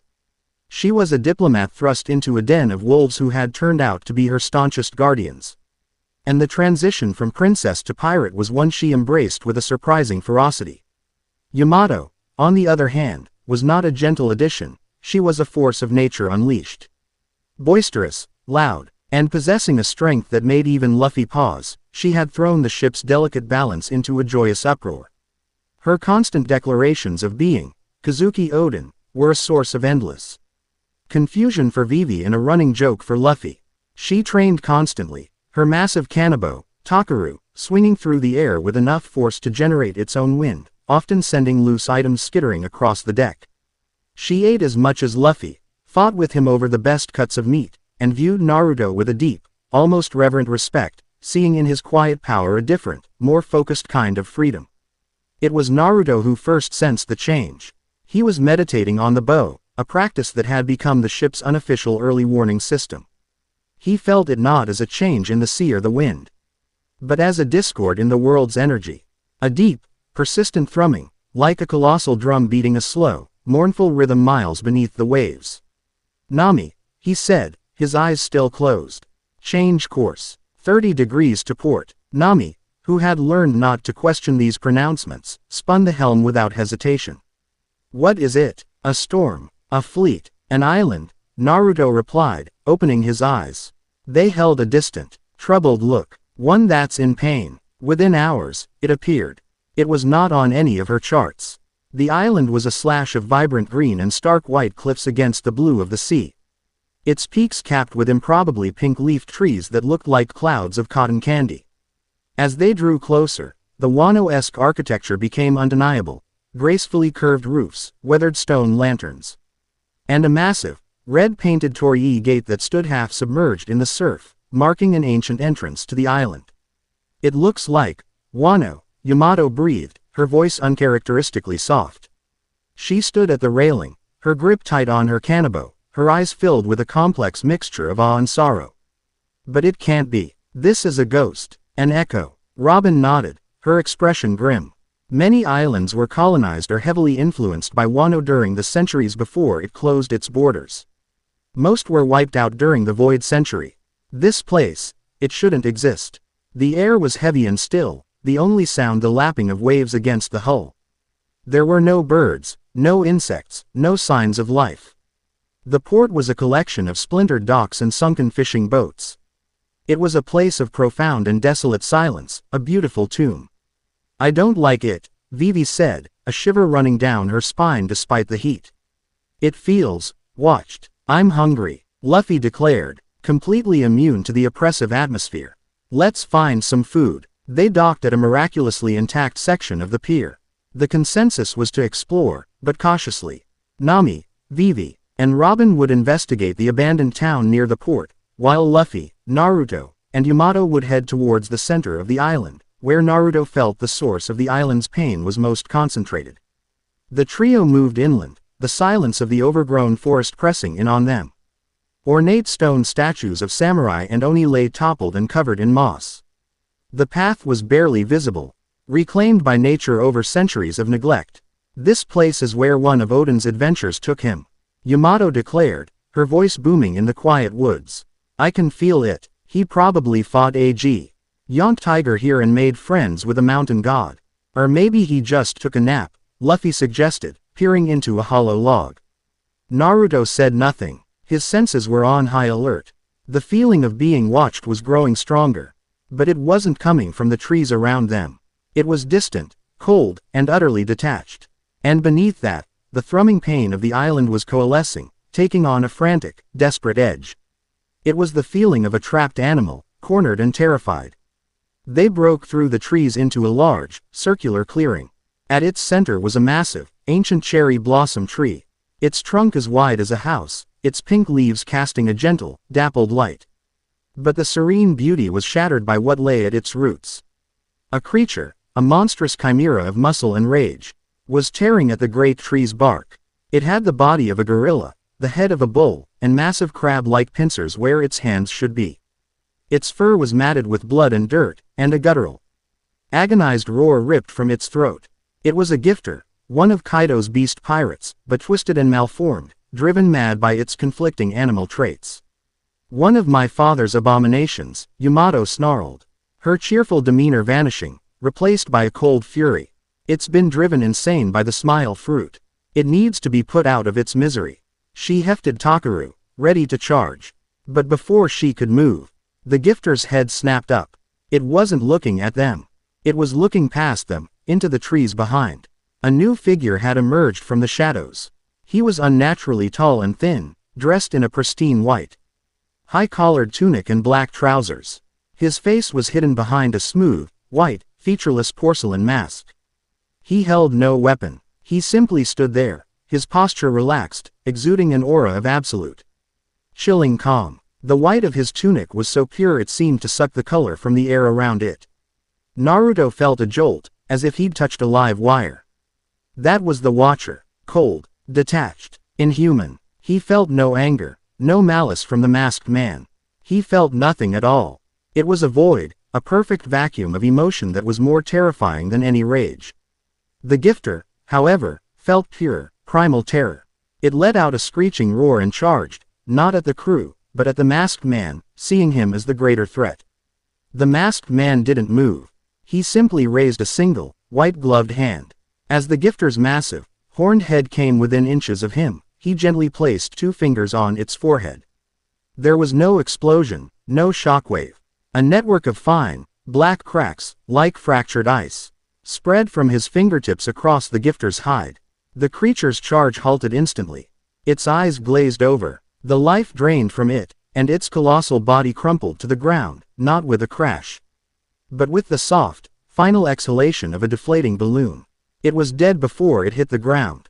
Luffy, Naruto, and Yamato stared, momentarily stunned. The sheer, effortless lethality was unlike anything they had ever seen. The masked man tilted his head, his featureless faceplate turning towards them. Anomalies, a voice said, seeming to emanate from the air around him rather than from behind the mask. It was a synthesized, toneless voice, devoid of any inflection. Uzumaki Naruto, Monkey D. Luffy, and the Oni Princess, Yamato. My masters send their regards. They are displeased with the disruption you have caused to the world's balance. Who are you? Yamato demanded, taking a protective stance in front of the others. I am a knight of the saint, the voice replied. An arbiter, a purifier. My purpose is to observe, and where necessary, to prune the branches of chaos that threaten the divine tree of order. He took a slow, deliberate step forward. Your existences are heresies. You gather followers, you topple kingdoms, you defy the divine right of the celestial dragons. This cannot be permitted. Luffy's grin was gone. His eyes were cold. We do what we want. If you or your masters have a problem with that, you can take it up with us. The knight tilted his head again, a gesture of mock consideration. A trial, then, a test of your conviction. He gestured to the dead gifter. This creature was a flaw, a chaotic mistake. I have corrected it, but the island itself is also a flaw, a remnant of a history that should be forgotten. He raised his hand again. The air grew impossibly cold. The ground beneath their feet began to frost over. This echo of Wano will be silenced. And you will be silenced with it. The ancient cherry blossom tree behind him began to wither, its vibrant pink leaves turning black and crumbling to dust. The very life force of the island was being drained away.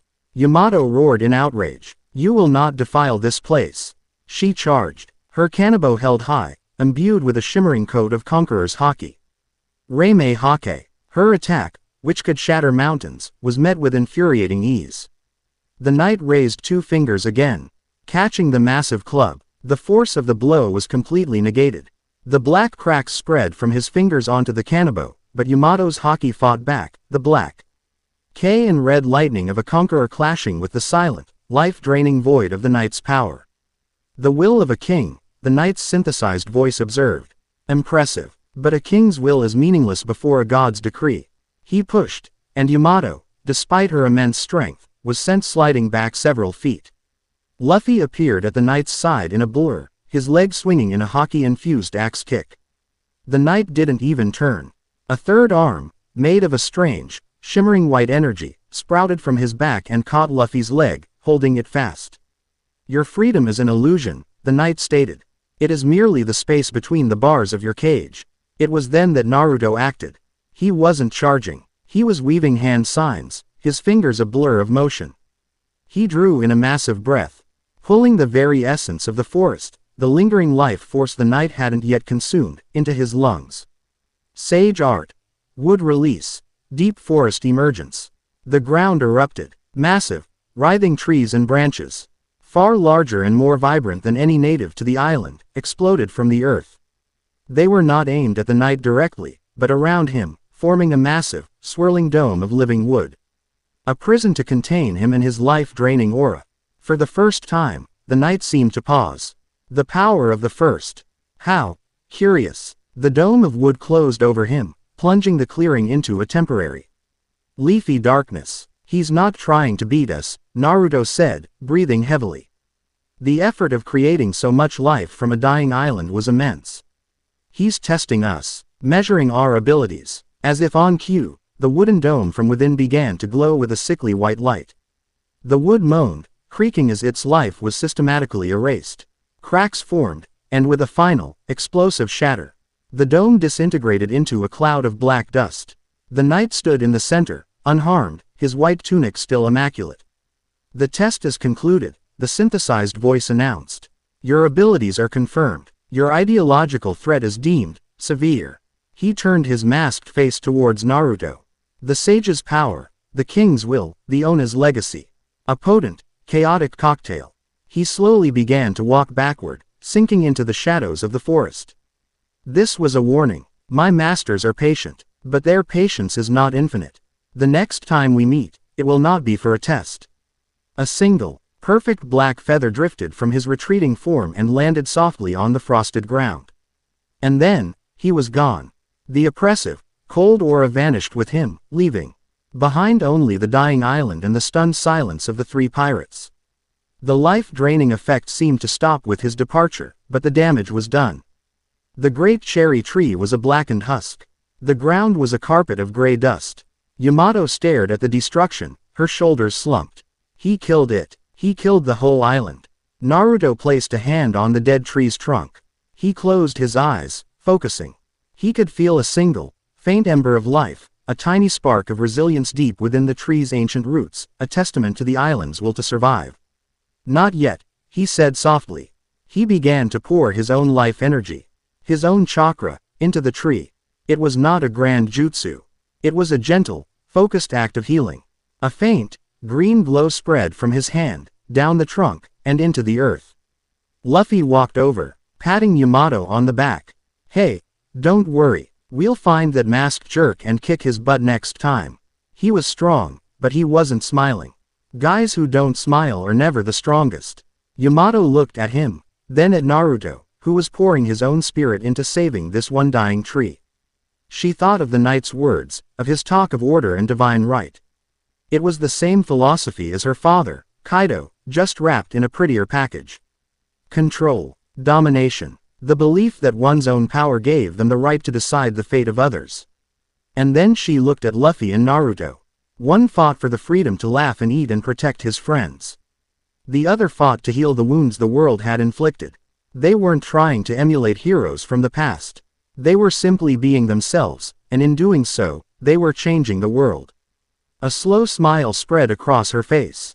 It was the first truly genuine, non-Oden-related smile they had seen from her.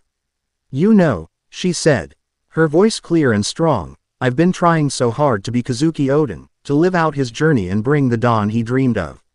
She looked at her massive kanabo, then back at them. But Oden is dead, and trying to be him, that's just another kind of cage, isn't it? He wouldn't want me to copy him. He would want me to be free. She straightened up, her eyes shining with a new, fierce clarity. I am not Kazuki Oden. I am Yamato, and I want to sail with you. I want to see the end of the Grand Line as myself. Luffy's grin was immediate and blinding. Okay, welcome to the crew, Yamato. Just then, Nami, Robin, and Vivi came running into the clearing, drawn by the sounds of battle and the sight of the massive wood dome. They saw the dead gifter, the withered landscape, and their three crewmates standing beside a slowly healing tree. What happened here? Nami demanded. Robin, however, wasn't looking at the destruction. Her eyes were fixed on the single, black feather lying on the ground. She bent down and picked it up, her face paling. Robin, what is it? Vivi asked. This feather, Robin said, her voice barely a whisper. It is the sigil of the Amu family's personal guard. The Saints' Knights. An order that supposedly hasn't been seen in 800 years. They were the ones who purged the world during the Void Century. Her eyes were wide a terror that went beyond anything Crocodile could inspire. They're not just watching us. They're hunting us, and they are the true executioners of the gods. The news hung in the air, a chilling counterpoint to the joy of gaining a new crewmate. They had defeated warlords, toppled corrupt governments, and defied the Marines. But now, they had attracted the attention of the shadows that sat on the very throne of the world. The real war had just begun. Chapter 4 End. Chapter 5. The Sword of Justice and the Defector's Choice. The ghost of Wano lingered long after the island had sunk beneath the horizon. A new, heavier silence had settled upon the caravel, the boisterous energy of their expanded crew tempered by the chilling reality of their new enemy. Robin's words echoed in their minds, the true executioners of the gods. It was a threat that couldn't be punched, a foe that represented not just power, but a fundamental pillar of the world's oppressive order. Yamato was quieter, her Sual Odin-inspired pronouncements replaced by a thoughtful intensity. She spent hours polishing her kanabo, her gaze fixed on the endless sea, her mind clearly replaying the effortless, life-draining power of the Saint's Knight. Vivi, ever the diplomat, tried to understand the political implications, her brow furrowed in concentration as she and Robin pored over maps and scraps of forbidden history. Nami, practical as always, was on edge, her eyes constantly scanning the horizon for the first sign of an unnaturally white sail or a single black feather on the wind. It was Luffy who broke the spell. He was perched on the ship's figurehead, a rather unimpressive wooden seagull, staring into the distance. So, he said, his voice carrying clearly on the wind. The guys at the top are mad at us. Everyone turned to look at him. They sent a strong guy to tell us to stop, he continued, a slow grin spreading across his face. We told him no, so next time, they'll have to send someone even stronger. And we'll just have to get stronger, too. He turned, his dark eyes shining with a simple, unshakable resolve. Doesn't change anything. We're still going to the end of the Grand Line. I'm still gonna be king of the pirates. And we're still gonna kick the butt of anyone who tries to hurt our friends. Right. The simplicity of it was a splash of cold, refreshing water. It cut through the fear, the politics, the ancient history. He was right. The scale of the enemy didn't change the direction of the journey. Naruto, who had been listening from the mast, allowed a small smile. He's right. Getting scared won't help. Getting stronger will. A sense of purpose returned to the crew. The tension didn't vanish, but it was reforged into a harder, sharper determination. Their journey now had a new, terrifyingly clear antagonist. And their casual adventure had become a full-blown war against the gods of their world. That war, however, would have to wait for supplies. Their food stores were running low, and their fresh water was nearly gone.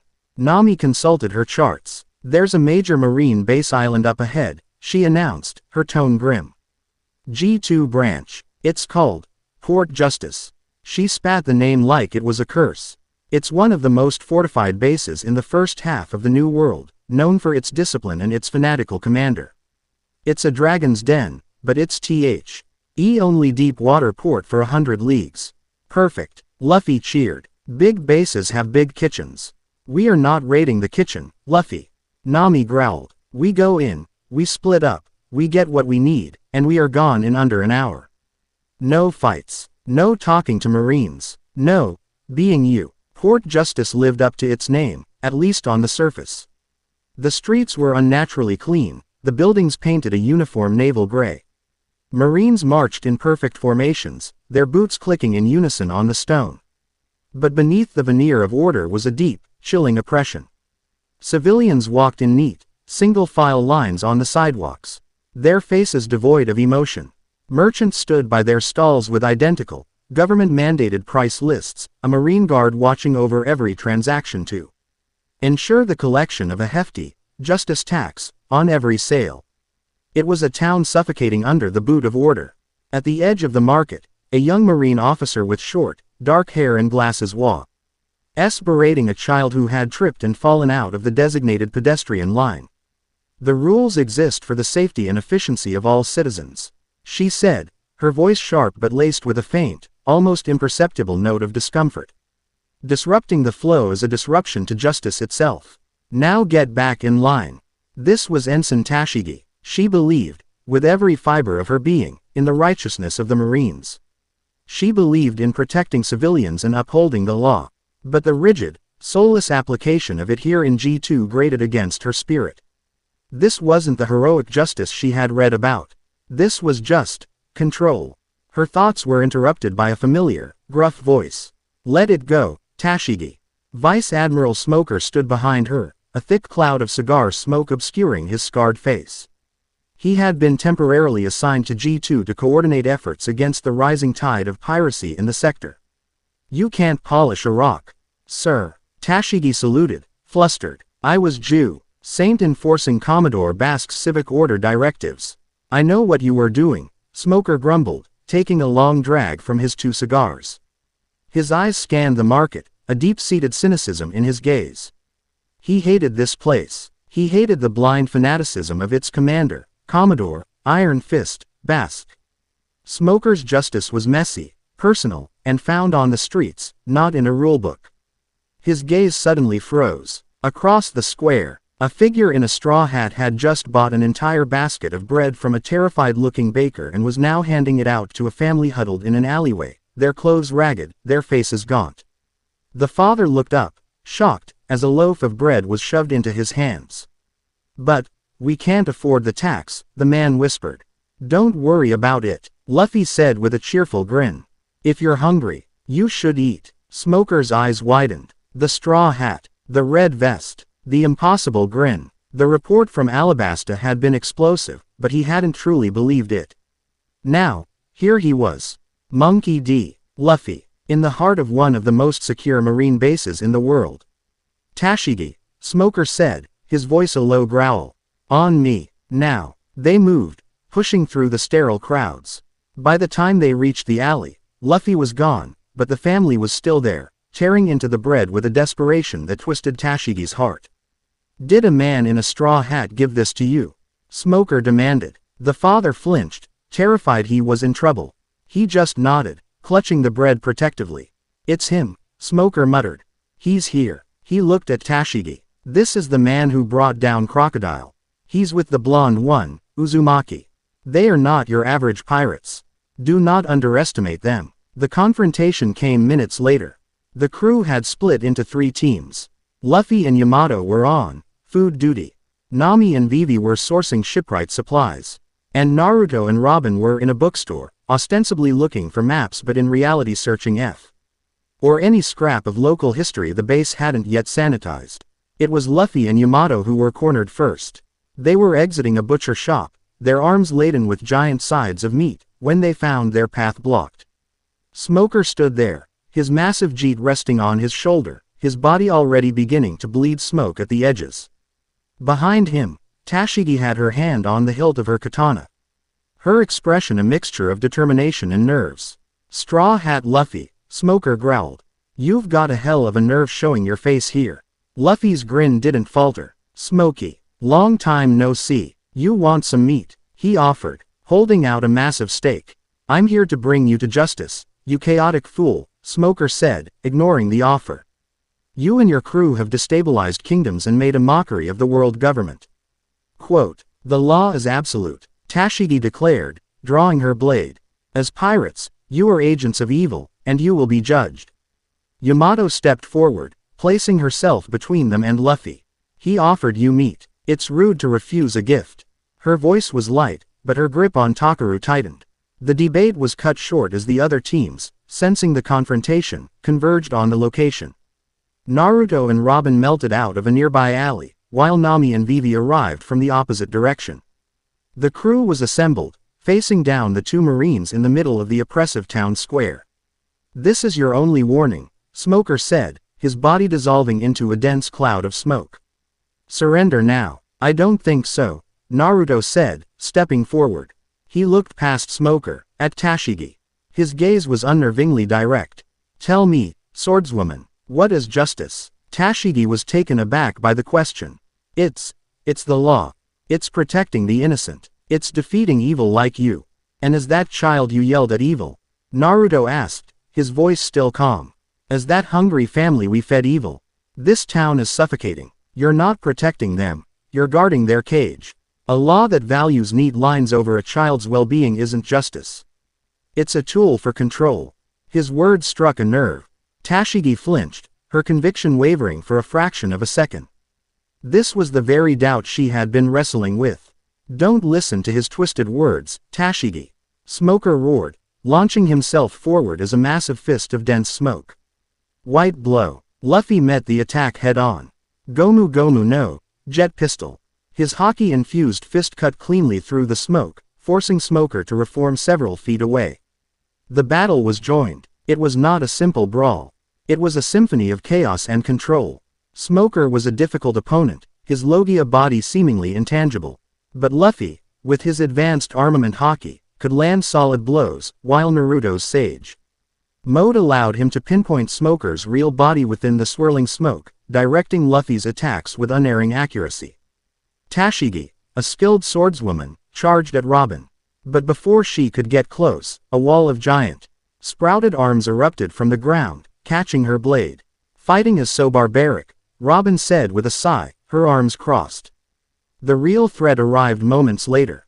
Commodore Basque, a mountain of a man with fists literally encased in black iron, stormed into the square, flanked by 100 elite G2 Marines. Pirate scum, desecrating my orderly city, he bellowed. No mercy. Fire on them. Eliminate them all. Quote, Sir, the civilians. Tashigi cried out in horror. They are acceptable casualties in the pursuit of absolute justice. Basque roared. The Marines raised their rifles. And in that moment, Tashigi's world shattered. She looked at her commander, a man willing to slaughter the people he was sworn to protect. Then she looked at the pirates. Yamato and Vivi had formed a human shield in front of the cowering townspeople. Nami was creating thick fog banks with her Kleem attack, obscuring the Marines' line of sight. Naruto had created a dozen shadow clones who were actively pulling civilians out of the crossfire. They, the pirates, the agents of evil, were doing her job. They were protecting the innocent. No, Tashigi whispered, her sword trembling in her hand. A Marine next to her took aim at a clone carrying a small child to safety. Without thinking, Tashigi acted. Her blade flashed out, not to kill, but to slap the rifle out of his hands. Ensign, what is the meaning of this? The Marine yelled. She's right, Smoker grunted, appearing beside her. He had been fighting Luffy, but his attention was now on the Commodore. This isn't justice, Basque. It's a massacre. Commodore Basque's face turned crimson with rage. Treason. You were both relieved of duty. Seize them. The G2 Marines, fanatically loyal to their commander, hesitated for only a second before turning on their own. Tashigi and Smoker were suddenly back to back, surrounded by their former comrades. Looks like we're on the same side for now, Smokey, Luffy laughed, appearing beside them. Shut up, Straw Hat. Smoker growled, but he didn't move away. Naruto raised a hand, and his clones formed a perimeter, not just around the crew, but around Smoker and Tashigi as well. The enemy of my enemy, I guess, he said with a wry smile. The battle became a chaotic, three-sided affair. The Straw Hats, allied with 2 renegade Marines, against the fanatical forces of G2. Commodore Basque, enraged, charged at Luffy. His iron fists glowing red-hot. Iron fist of justice. The blow was met not by Luffy, but by Yamato, who blocked the massive iron fist with her kanabo. The shockwave cracked the plaza stones. Your justice is a lie. She roared, her own hockey flaring. The fight was brutal but short. The Straw Hats were simply on another level. Naruto ended it, appearing direct L.Y. in front of Basque in a flicker of yellow. He didn't use a Rasengan. He didn't need to. He simply drove the palm of his hand into the Commodore's chest. A gentle-looking tap that sent an invisible Hawkwave of sage energy through the man's body, causing him to collapse, unconscious, his iron fists clattering uselessly on the ground. With their leader defeated, the G2 Marines' fanaticism broke, replaced by confusion and fear. The fight was over. In the aftermath, Smoker stood amidst the wreckage, looking at the pirates. "This doesn't make us friends," he grunted, lighting 2 new cigars. "I still believe the world needs law. But today, you weren't the criminals here." He turned and walked away, his jeet slung over his shoulder. "I'm going to find my own justice. And the next time we meet, Straw Hat, I'll be the one to capture you. My way." He disappeared into the smoke-filled streets, a rival who had earned their respect. But Tashigi remained. She stood alone, her sword held loosely in her hand, her uniform feeling like a costume. Her world, her beliefs, her entire identity had been dismantled in the space of 10 minutes. Later, as the Straw Hats prepared to make a hasty departure, she was waiting for them at the docks. She was no longer wearing her marine jacket. She had her head bowed, but her eyes were filled with a desperate, burning fire. "Take me with you," she said, her voice shaking but firm. Nami's eyes widened. "What? You're a marine." "I'm not anything anymore," Tashigi replied, her voice cracking. "Everything I believed in was a lie. Your friend," she looked at Naruto, "asked me what justice was. I gave him a stupid, childish answer. I don't know what justice is. But I saw it today. And it wasn't wearing a uniform." She looked up, meeting Luffy's gaze. "I need to understand. I need to see the world through your eyes. I need to find out if there's a real justice worth fighting for. Please, I don't want to be a pirate. I just want to find the truth." She was broken, lost, and searching for a new path. Luffy looked at her, then at Naruto, who gave a slow, understanding nod. A person who had lost their way was someone Naruto would never turn his back on. "Okay," Luffy said with a simple, accepting grin. "You can ride with us until you figure it out." And just like that, their crew gained its most unlikely member. As the caravel sailed away from the ironically named Port Justice, Tashigi stood at the rail, watching the island recede, a former enforcer of the law now sailing under a pirate flag. The journey ahead was uncertain, but for the first time, she felt like she was heading in the right direction. The sword at her hip no longer represented the world government's justice. Now, it was hers to define. Chapter 5 End. Chapter 6. The Summit of Kings and the Birth of an Empire. The sea tells tales. Word on the Grand Line travels not on wires or in papers, but on the whispers of the wind, the boasts of drunken sailors, and the terrified reports of marine survivors. The story of the Straw Hat crew was becoming a legend sung in every port, a myth that grew more unbelievable with each retelling. They said a boy made of rubber and a blonde demon had leveled a warlord and ended a civil war in a single afternoon. They whispered that the pirate empress herself had declared her allegiance to them, turning her ships against the world government out of sheer infatuation.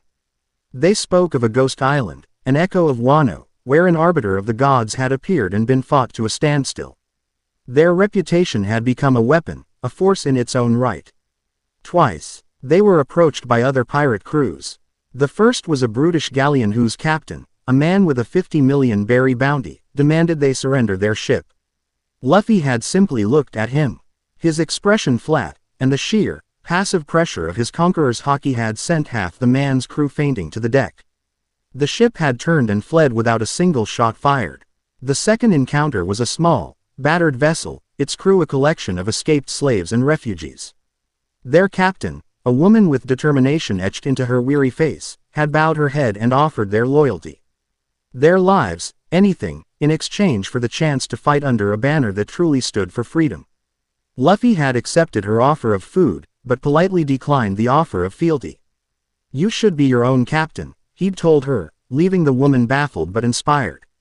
The incident sparked a long overdue conversation in the caravel's small cabin. "This is getting out of hand," Nami said, pointing a finger at a crudely drawn map of their recent path. "Our bounties are probably astronomical by now. Crocodile, G2, Hancock, we've kicked 3 of the world G. Overmint's hornets' nests in as many weeks. We're not just a pirate crew anymore. We're a political incident. More than that," Robin added, her voice low and serious. "The knight's appearance confirms it. We are a direct ideological threat to the throne of the world. They will not send admirals after us. Not at first. They will send assassins. They will move in the shadows and try to dismantle us piece by piece. Starting with our allies." Vivi nodded grimly. She's right. My father sent word via news coup. Alabasta is already being politically isolated. The world government is leveraging TRA agreements and naval patrols to punish them for their association with us. The problem was clear. They were a single, powerful ship, but their influence was spreading, creating a scattered, vulnerable network of people who now had targets on their backs because of them. They were inspiring a revolution they weren't equipped to lead. We need to bring them together, Naruto said, speaking for the first time. All eyes turned to him. He was leaning against the wall, his expression calm and focused. We have allies. The Kuja, the people of Alabasta, that crew we met yesterday. Others we don't even know about yet. Alone, they're targets. Together, they're an army. A summit, Tashigi breathed, her mind, trained in marine logistics, immediately grasping the strategic implications. A formal alliance. But where? Yamato boomed, cracking her knuckles. We can't just rent out a hall at Sabayati. Robin smiled, a rare, genuine expression of intellectual excitement. There is a place, and land in the Sea of Tempests called Jaya's Shadow. It was once the stronghold of a pirate king who fell during the Void Century. The world government erased it from all official maps, believing it sunk beneath the waves. But it remains, cloaked in storm clouds and treacherous currents that make it impossible to find unless you know the precise, archaic route. A fortress that history forgot. The decision was made. They had a location and a purpose. The only question was how to send the invitations. Naruto solved that problem with a single, cross-shaped hand sign. Mass Shadow Clone Jutsu. The caravel's deck exploded in smoke. When it cleared, 50 perfect duplicates of Naruto stood in disciplined ranks. All right, the original said, addressing his army of selves. You know who to find. Koza in Alabasta, Hancock on Amazon Lily, the crew of the Free Wind. Go. Be polite, but be quick. In puffs of smoke, the clones vanished, leaving the crew in stunned silence. I will never get used to that, Nami muttered. Shaking her head, Jaya's shadow was a marvel of jagged, black rock and ancient, impregnable stone. A fortress carved from the heart of a mountain, perpetually shrouded in a swirling vortex of wind and rain. Following Robin's centuries-old directions, Nami guided their small ship through a maze of whirlpools and razor-sharp reefs into a hidden, calm caldera that housed a secret harbor. They were the first to arrive. For a day, they explored the fortress, a testament to a forgotten age of warfare, its halls echoing with the ghosts of a history Robin was determined to uncover. Then, their guests began to arrive. The first ship was the magnificent galleon of the Kuja, its sea serpent prow parting the waters of the caldera with regal grace. Boa Hancock stood at its head, her eyes scanning the fortress until they found Luffy, at which point her expression of imperial disdain melted into one of a giddy, lovesick teenager. She glided onto the dock, ignoring everyone else. Ida present Luffy with a roasted sea king, which he immediately began to eat. Next came a small, swift vessel flying the royal standard of Alabasta. Agaram, the loyal captain of the guard, disembarked, followed by a grim-faced Koza. The former rebel leader. They represented the two halves of Alabasta's soul, now united under Vivi's name. Over the next few hours, the harbor filled. The Free Wind arrived, its crew looking odd and nervous. They were followed by 3 other minor pirate crews, all of whom had been inspired by the Straw Hats' actions. It was a motley collection of pirates, revolutionaries, and royalty. A gathering that by all rights should have devolved into a bloody brawl, but was held together by a shared, desperate hope. They met in the fortress's great hall, a vast, circular chamber with a massive stone table at its center. The air was thick with tension and anticipation. Hancock sat with her Kuja warriors, Koza with his Alabastan contingent, the pirate captains with their crews. Luffy, predictably, was more interested in the giant banquet laid out on a side table. It was Naruto who took the head of the table, his calm, steady presence commanding the room. Thank you for coming, he began, his voice carrying effortlessly through the cavernous space. We're all here because we have a common enemy. An enemy that calls itself the world government. An enemy that has now sent its most powerful assassins, the Saints' Knights, to silence anyone who dreams of a different world. He paused, letting the weight of his words sink in. They're hunting us, but they're also hunting you. Alabasta is being punished, Amazon Lily is a target because of its association with us.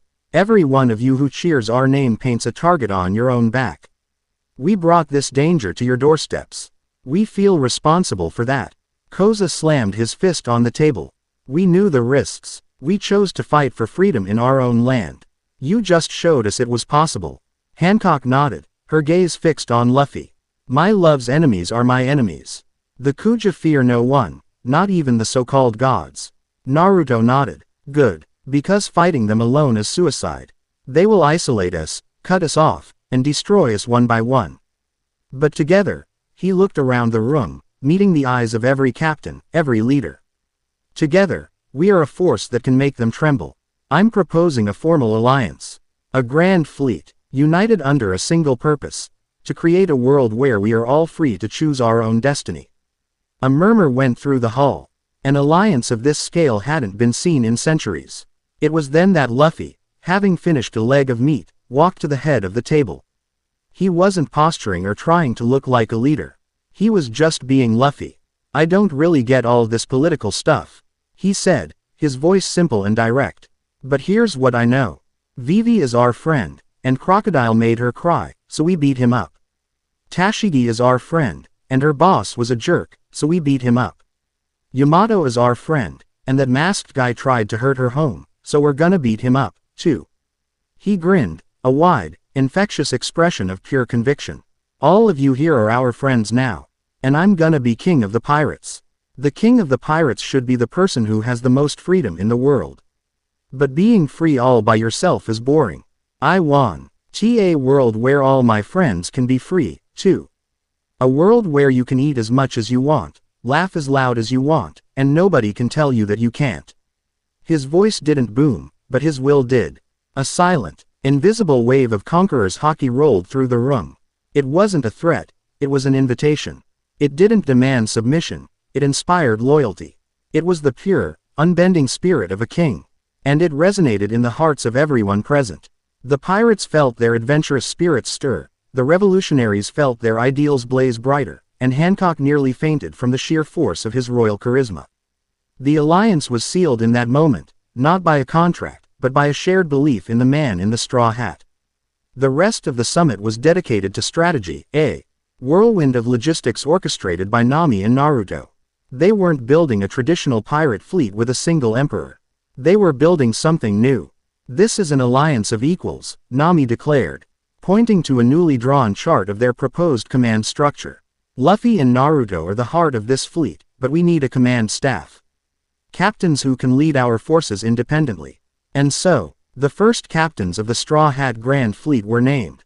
Boa Hancock, to no one's surprise, was named commander of the First Fleet, the main offensive arm. Her Kuja warriors were the most disciplined and powerful hockey users among them. Nami was named Grand Navigator and Chief Strategist, her mind for tactics and logistics becoming the fleet's brain. Robin, her eyes gleaming with promise of uncovering centuries of secrets, became the head of the newly formed Intelligence and Espionage Division. Vivi, with Agaram and Koza at her side, would lead the Diplomatic Corps, Response BLE for managing their growing list of allied nations and recruiting new ones. Yamato, a powerhouse of pure destruction, was given command of the vanguard, the tip of the spear in any major engagement. And Tashigi, after a moment of stunned silence, accepted the role of leading a reconnaissance and rescue unit, a fast-moving fleet aimed at liberating islands and saving those the world government oppressed. It was a role that fit her burgeoning sense of justice perfectly. The air in the Great Hall was electric, filled with a sense of purpose, of history being made. They were no longer scattered rebels, they were an organized force. An empire of the free. It was in the midst of this triumphant atmosphere that the door to the Great Hall burst open.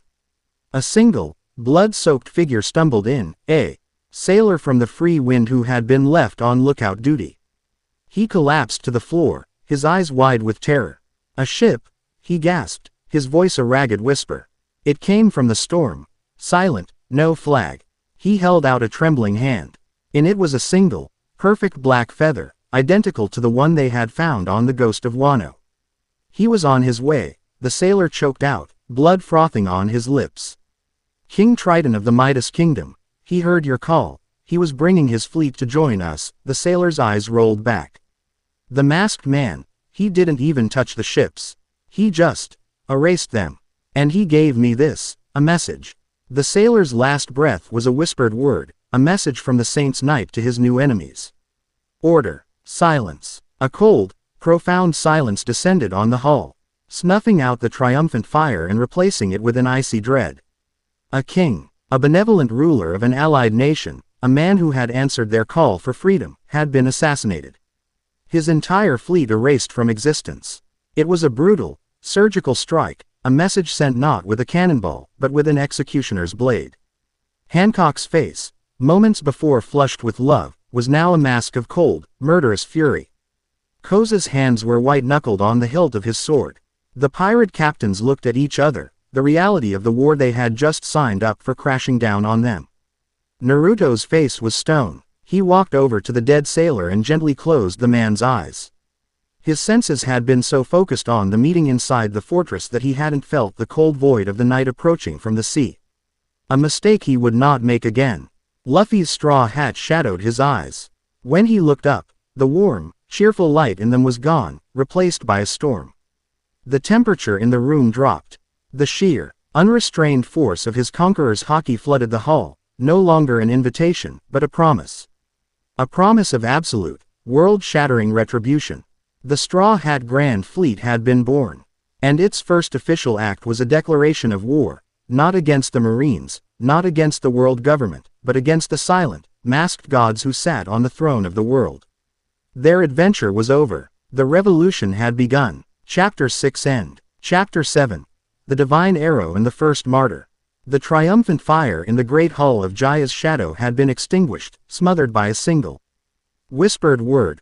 Order. In its place, a cold, hard silence fell, broken only by the crackle of torches and the ragged breathing of the men who had carried their dead comrade inside. The black feather lay on the stone table, a speck of absolute darkness in the torchlight, a sigil of an enemy that did not engage in battles, but in executions. Luffy stood over the fallen sailor, his straw hat casting a deep shadow over his face. The air around him grew heavy, charged with a pressure that made the very stones seem to groan. It was not the explosive anger of a spoiled meal or a thwarted adventure. This was a deep, still, and terrifying rage, the fury of a king whose people had been slaughtered on his own doorstep. The torch flames flickered and bent away from him, cowed by the sheer force of his will. "I will destroy them," he said. The words were not shouted. They were a statement of fact, a promise spoken with the finality of a death sentence. Boa Hancock was on her feet, her own face a mask of incandescent fury. The adoration she held for Luffy was now matched by the depth of her hatred for those who had caused him this pain. He is right. This cannot stand. My Kuja warriors will sail for Mary Geoise now. We will burn their holy land to the ground.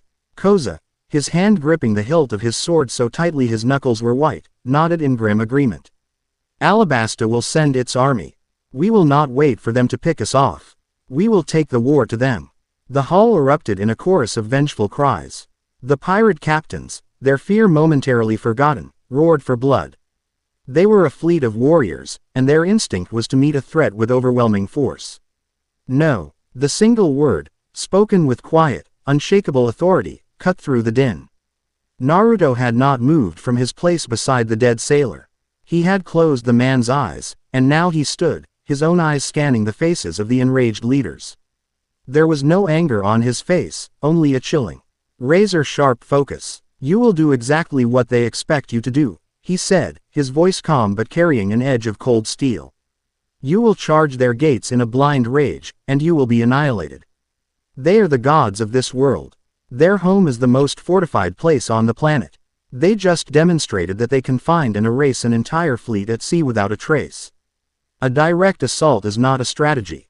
It's mass suicide. So we do nothing." A pirate captain bellowed. "We hide in this fortress while they hunt us down." "No," Naruto repeated, his gaze hardening. "We stop thinking like pirates, and we start thinking like soldiers. We just lost a king and his fleet because we were celebrating. Because we were loud. Because we were predictable." He looked at Luffy. "They wanted this. They wanted to provoke you. They want you angry and reckless." Luffy's jaw was tight, but he was listening. In the heat of the moment, it was always Naruto's cold logic that could pierce through his rage. They hunt in the shadows, Naruto continued, pacing slowly before the great table. So we will drag them into the light. They attacked us at sea, which means their agent is mobile. He is likely still out there, watching, waiting for our next move. His eyes settled on Robin. Are there any known outposts of the Saints' Knights?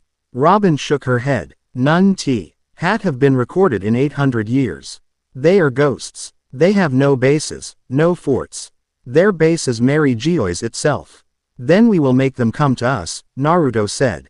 His plan began to form, a cold, precise piece of tactical machinery built from grief and fury. We will give them a target they cannot ignore. A target that is too tempting, too valuable to leave alone. He pointed to the large map spread across the table. The fleet will make a great show of leaving Jaya's shadow. You will sail east, towards the Sabayati archipelago. You will be loud. You will be visible. You will look exactly like an enraged, vengeful army charging towards the red line. A faint, Tashigi murmured, her military mind instantly understanding. Exactly, Naruto affirmed. But the true target they're after is not the fleet. It's us. He tapped a finger on his own chest, then on Luffy's. The anomalies. The heart of this alliance. While you all sail east, our original crew, on our small, fast caravel, will break away under the cover of the storm. We will sail south, through the Serpent's Maw, a notoriously dangerous strait. We will be alone. We will be exposed. You will be bait, Hancock said, her voice laced with horror at the thought of Luffy being in such danger. We will be the hunters, Naruto corrected her. The knight will sense our separation from the main fleet. He will see a chance to cut the head off the snake. And he will come for us.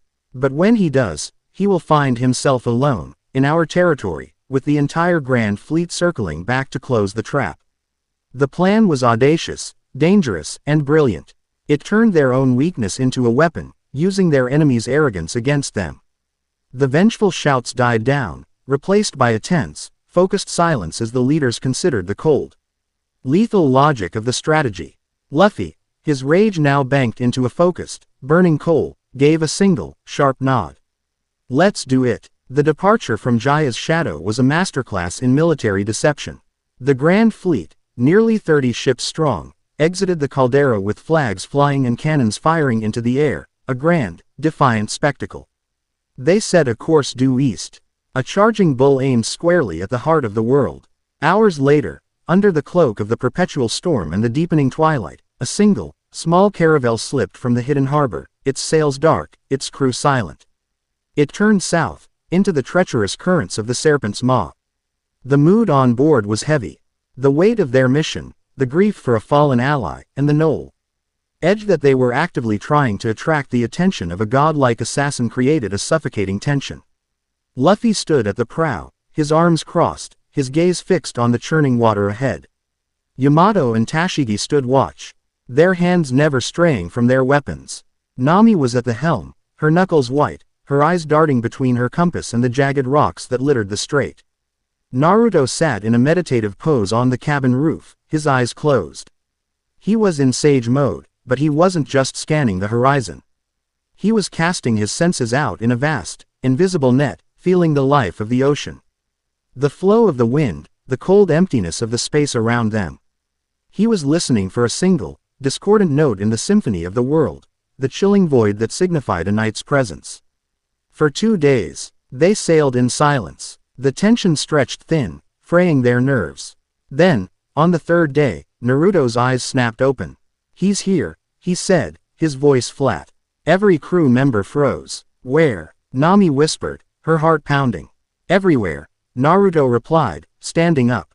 Not close. Not yet. But he's watching. He could feel it now, a cold, distant pinpoint of observation. Like the gaze of a hawk from miles above, Luffy's body began to steam slightly, a sign that he was already starting to push his blood flow in preparation for Gear 2. Good, was all he said. The attack came with no warning. It was not a cannonball, not a ship appearing on the horizon. It was a silent, blinding streak of golden light that descended from the heavens. Naruto's sage senses screamed. He didn't have time to shout a warning. He moved, appearing in a yellow flash at the ship's railing. He saw the projectile. Not a cannonball, but a spear of pure, solidified light, an arrow of impossible size and speed. It was aimed at the center of their ship, a single strike designed to obliterate them and their vessel in one cataclysmic blast.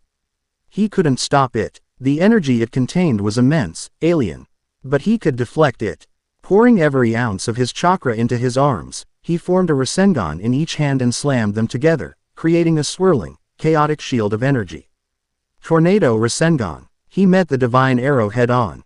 The impact was silent but absolute. The sea around the caravel for 50 yards instantly vaporized into a cloud of steam. The light of the arrow was blinding. A miniature sun that threatened to burn out their eyes. Naruto roared, his chakra shield cracking and groaning under the strain. He succeeded, but only just. He managed to shove the arrow's trajectory off by a few crucial degrees. Instead of piercing the heart of the ship, the arrow of light grazed its port side. It didn't explode. It simply erased. A 30-foot section of the caravel, railing, deck, and hull vanished into nothingness, leaving behind a perfectly smooth, cauterized edge. The ship lurched violently, the sea pouring in through the massive hole. "Nami, keep us afloat," Naruto yelled, landing heavily on the deck, his arms smoking and raw. Nami was already working, her mind racing, shouting orders. Yamato and Vivi were stuffing the hole with spare sails and wood, a desperate temporary patch. And then, she appeared. She descended from the sky, not with wings, but simply by walking on the air, as if on an invisible staircase. She was clad in a ullet white armor that seemed woven from light itself, and her face was hidden behind a beautiful, serene, silver mask shaped like a stoic goddess. In her hands, she held a bow that shimmered with celestial energy. And a quiver of arrows made of pure light floated behind her. She landed on the water's surface as if it were solid ground, her presence not a void like the first night, but an overwhelming, serene aura of absolute certainty. "Heretics," her voice rang out, clear and melodic, yet utterly devoid of compassion. "You have strayed from the path Providence has laid for you. Your freedom is a flaw in creation." A discordant note in the celestial song. "I am Uriel, the archer of Providence. I am not here to fight you. I am here to correct you." This was their assassin. "You talk too much," Luffy grunted, his body now glowing a faint red as he activated Gear Second. He shot off the deck, a crimson blur aimed straight at the night. Jet pistol. Uriel didn't move, she simply raised her bow, notching an arrow of light with impossible speed. She fired. The arrow met Luffy's fist in midair. The resulting explosion of light and force sent Luffy rocketing back towards the ship, where Yamato caught him. "She's a long-range fighter," Robin observed, sprouting a line of eyes along the damaged railing to get a better view. "She will not allow us to get close." Uriel raised her bow again, and this time, 3 arrows appeared, notched and ready. "Destiny is inescapable," she sang, and let them fly. 1 arrow was aimed at the mast, another at Nami at the helm, and the third at Naruto. "I got it," Yamato yelled, leaping in front of the mast. Kagami Yama. She created a shield of ice from her own breath, but the light arrow pierced it as if it were paper, shattering the mast into 1,000 pieces.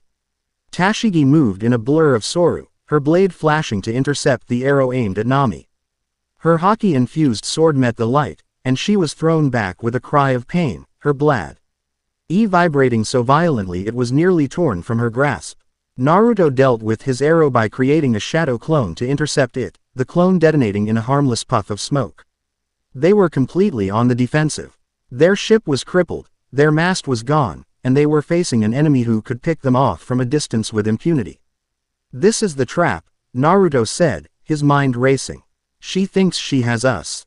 Now, he placed a hand on the deck, sending a pulse of chakra through the ship, a pre-arranged signal.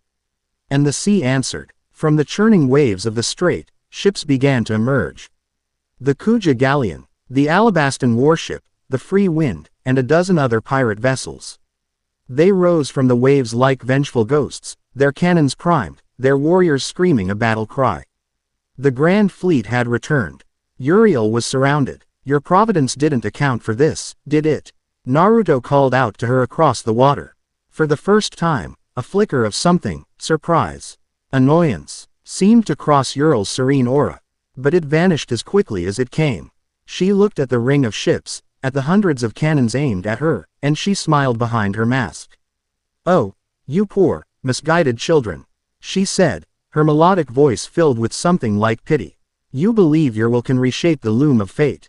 You truly do not understand." She raised her bow, but this time, the arrow she drew was different. It was not gold, but a blinding, pure white, and it pulsed with a terrifying, absolute power. "I was not sent to prune the branches," she declared, taking aim. "I was sent to poison the roots. Your great weakness is not your lack of power.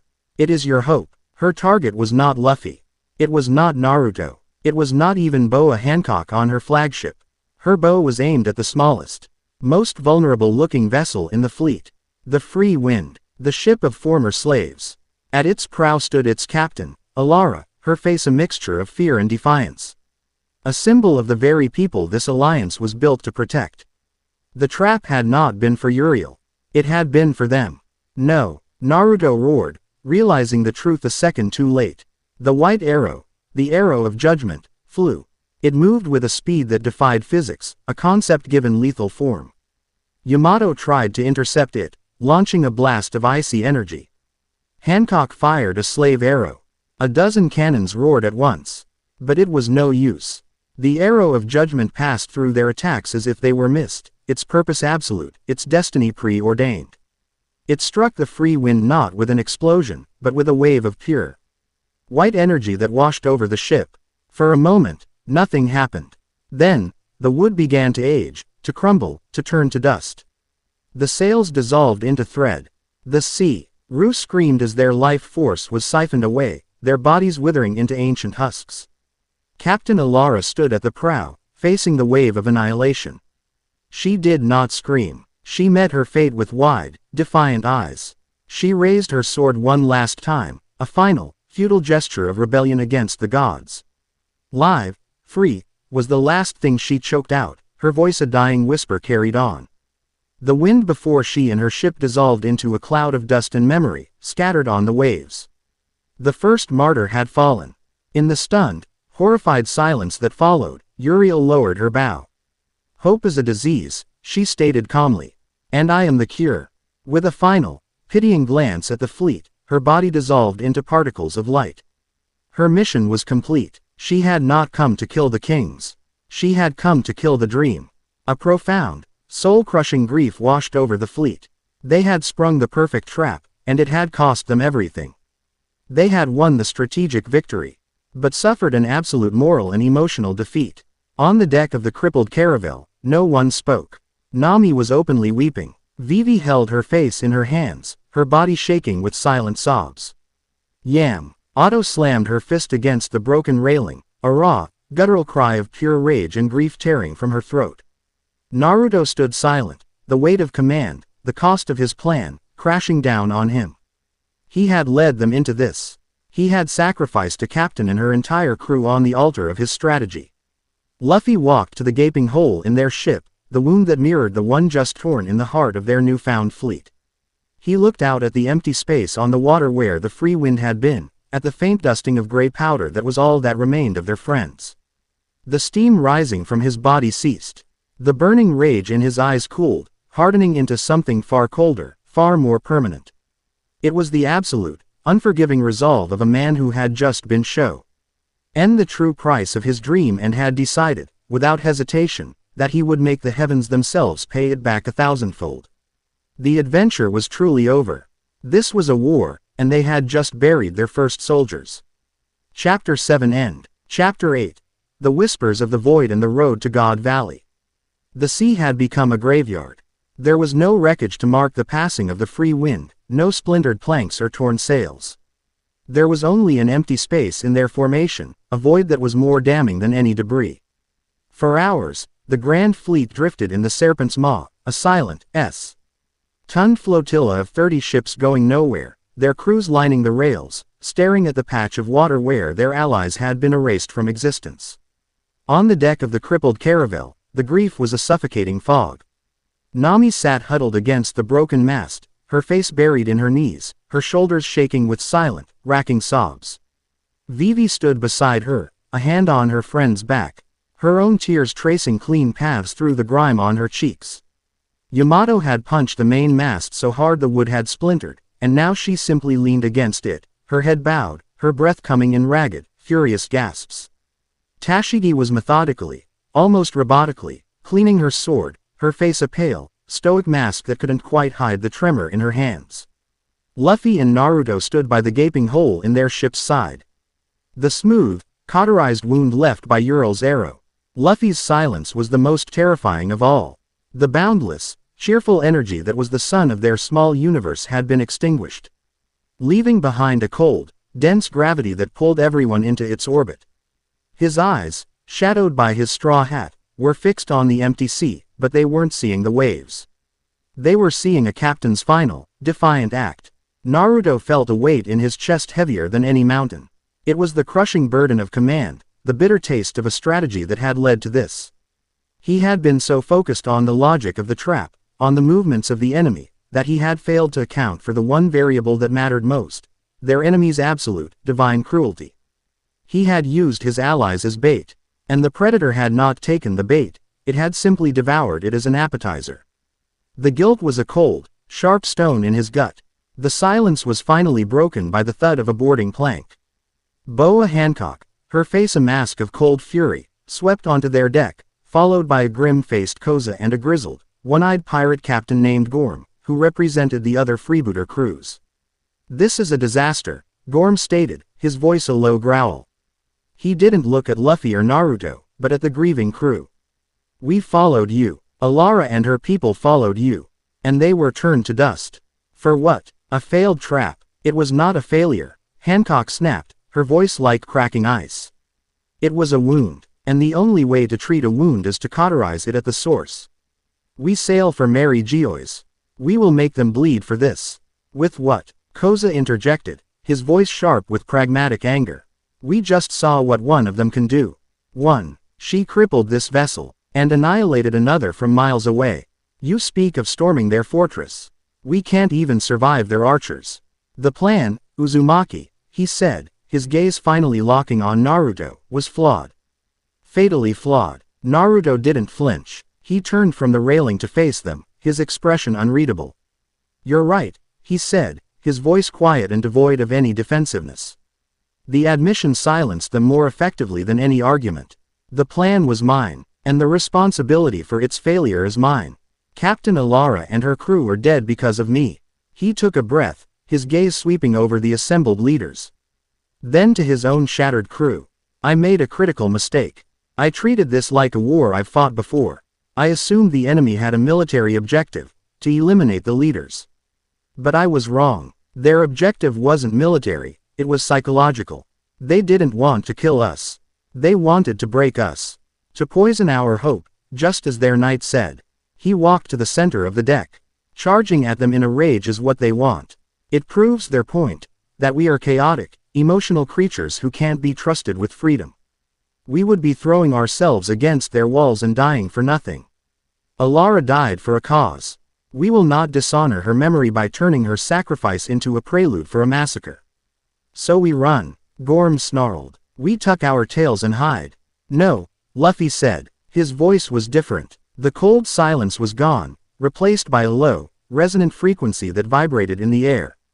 He turned, and the shadow of his hat fell away from his face. His eyes were not blazing with anger. They were clear, calm, and as hard as obsidian. "We're not running," he repeated, his gaze meeting Gorm's, then Koza's, then Hancock's. "We're not changing the plan. I'm going to be king of the pirates. We're going to the end of the Grand Line, and we are going to tear their whole rotten world down." He walked towards them, his presence filling the deck, pushing back the grief and the doubt with the sheer force of his will. "What happened to Alara?" "That's on me," he said, echoing Naruto's sentiment, but with a different weight.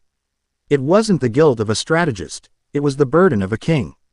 She believed in me, in us, and she's gone. So we're going to get stronger. Strong enough that this never happens again. Strong enough that we can protect everyone." He stopped in front of the assembled leaders. "This journey just got a lot harder. The enemy isn't just strong, they'll do things we can't even imagine to make us give up. I won't blame any of you if you want to leave. If you think the price is too high, you can take your ships and go. No one will stop you. He let the offer hang in the air, a genuine, painful choice. But I'm not stopping, he said, his voice dropping to a near whisper, yet carrying across the entire fleet. I am going to find the ones who did this. And I'm going to beat them until they can never hurt anyone ever again. I'm going to win. It was not a boast. It was not a speech. It was a vow, a king's decree, made not from a throne, but from the blood-soaked deck of a broken ship. The raw, undeniable power of his conqueror's haki washed over them. Not as an attack, but as a current of pure, unshakable conviction. It didn't demand their loyalty, it reminded them why they had offered it in the first place. Gorm, the cynical old pirate, was the first to break. He let out a long, shuddering breath and slammed his fist over his heart. To the damn end, King, he growled. Koza nodded slowly, the anger in his eyes replaced by a renewed, steely resolve. Hancock simply looked at Luffy, her eyes shining with a fierce, unwavering devotion that was more powerful than any army. The crisis was over. The fleets shattered. Will was being reforged in the fire of their king's vow. It was Robin who provided the path forward. She had been silent throughout the entire confrontation, standing by the broken railing, her eyes closed in concentration. Her mind a whirlwind of historical data and terrifying new possibilities. She stepped forward now, a collection of poneglyph rubbings in her hand. They are not gods, she said, her voice cutting through the renewed fervor. All eyes turned to her. I have been a fool.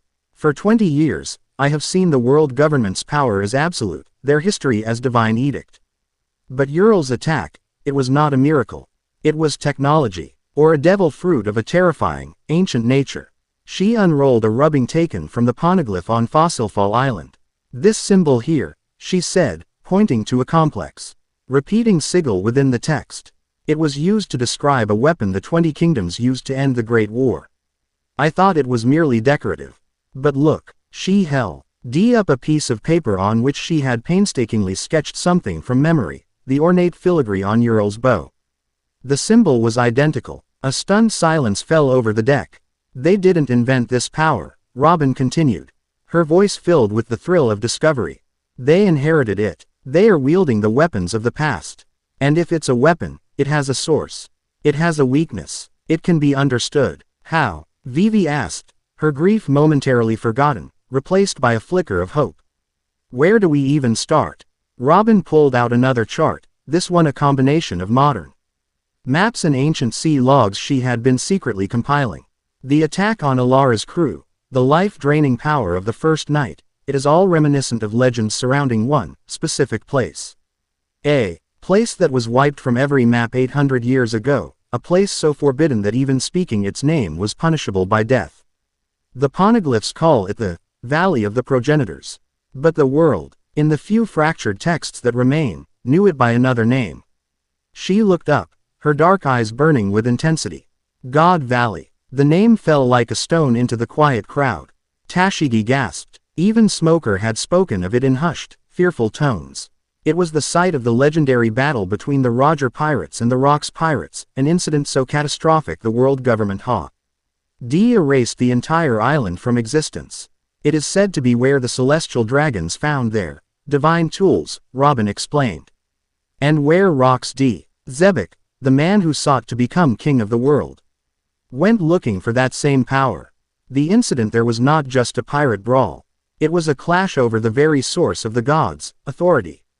If we want to understand the night's power, if we want to find a way to fight it, we must go there. A new energy surged through the crew.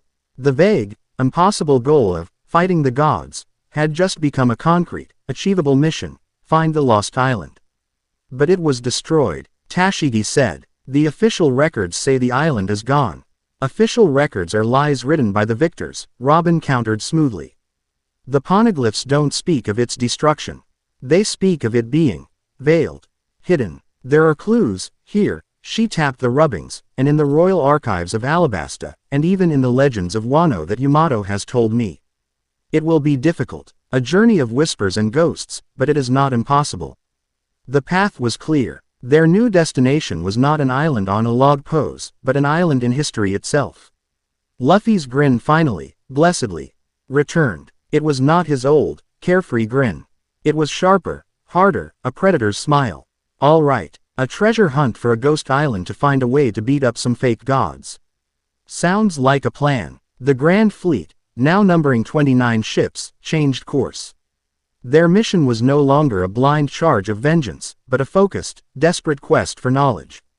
As the fleet began to move, organizing into a new, more defensive formation around the crippled caravel, Naruto walked over to Robin. "God Valley," he said softly. "You knew about this before." Robin met his gaze without flinching. "I had a theory, but I had no proof, and no reason to believe we would ever need to go there. I am a historian, Naruto. I follow the trail of the past. It is only now that the past has started actively trying to kill us that my knowledge has become a weapon." Naruto nodded, accepting the answer. He looked out at the fleet, at the determined faces of their allies, at his friends who were already working to repair their ship, their grief now channeled into furious purpose. The cost had been immense, a scar that would never fully fade. But it had burned away the last of their naivete. They were no longer just a crew of adventurers. They were historians, soldiers, and revolutionaries, sailing towards the heart of the world's greatest taboo. Chapter 8 End. Chapter 9. The God's Gambit and the King's Sacrifice. The journey to God Valley was a voyage through a sea of ghosts. It was not a place found on any map, but a destination pieced together from forgotten whispers. Robin became the heart of their quest, her quiet, intense focus a beacon in their sea of grief. She cross-referenced the Alabastan poneglyph with fragmented sea shanties about a weeping giant who guarded a throne of storms. She connected an ancient Wano sky chart Yamato remembered from Odin's journal to a recurring tidal pattern mentioned in the logbook of a long-dead explorer. It was a hunt that required all of them. Nami's genius was pushed to its limit, navigating by the position of nameless stars and the feel of impossible currents. Vivi's diplomatic grace coaxed a crucial clue from a reclusive, ancient sea turtle who remembered the day the world screamed. Tashigi's sharp, analytical mind helped organize the deluge of information, finding patterns where others saw only chaos. They followed a path of riddles and echoes, sailing not by log pose, but by the fading ink of history itself. The Grand Fleet acted as their shield, a moving wall of steel and defiance that ran interference with the Marines and intercepted whispers of their quest, feeding misinformation into the world's grapevine. For weeks, the Straw Hats were ghosts, their small caravel a needle in a haystack of global turmoil. They found it in a region of the New World known as the Maelstrom of Silence.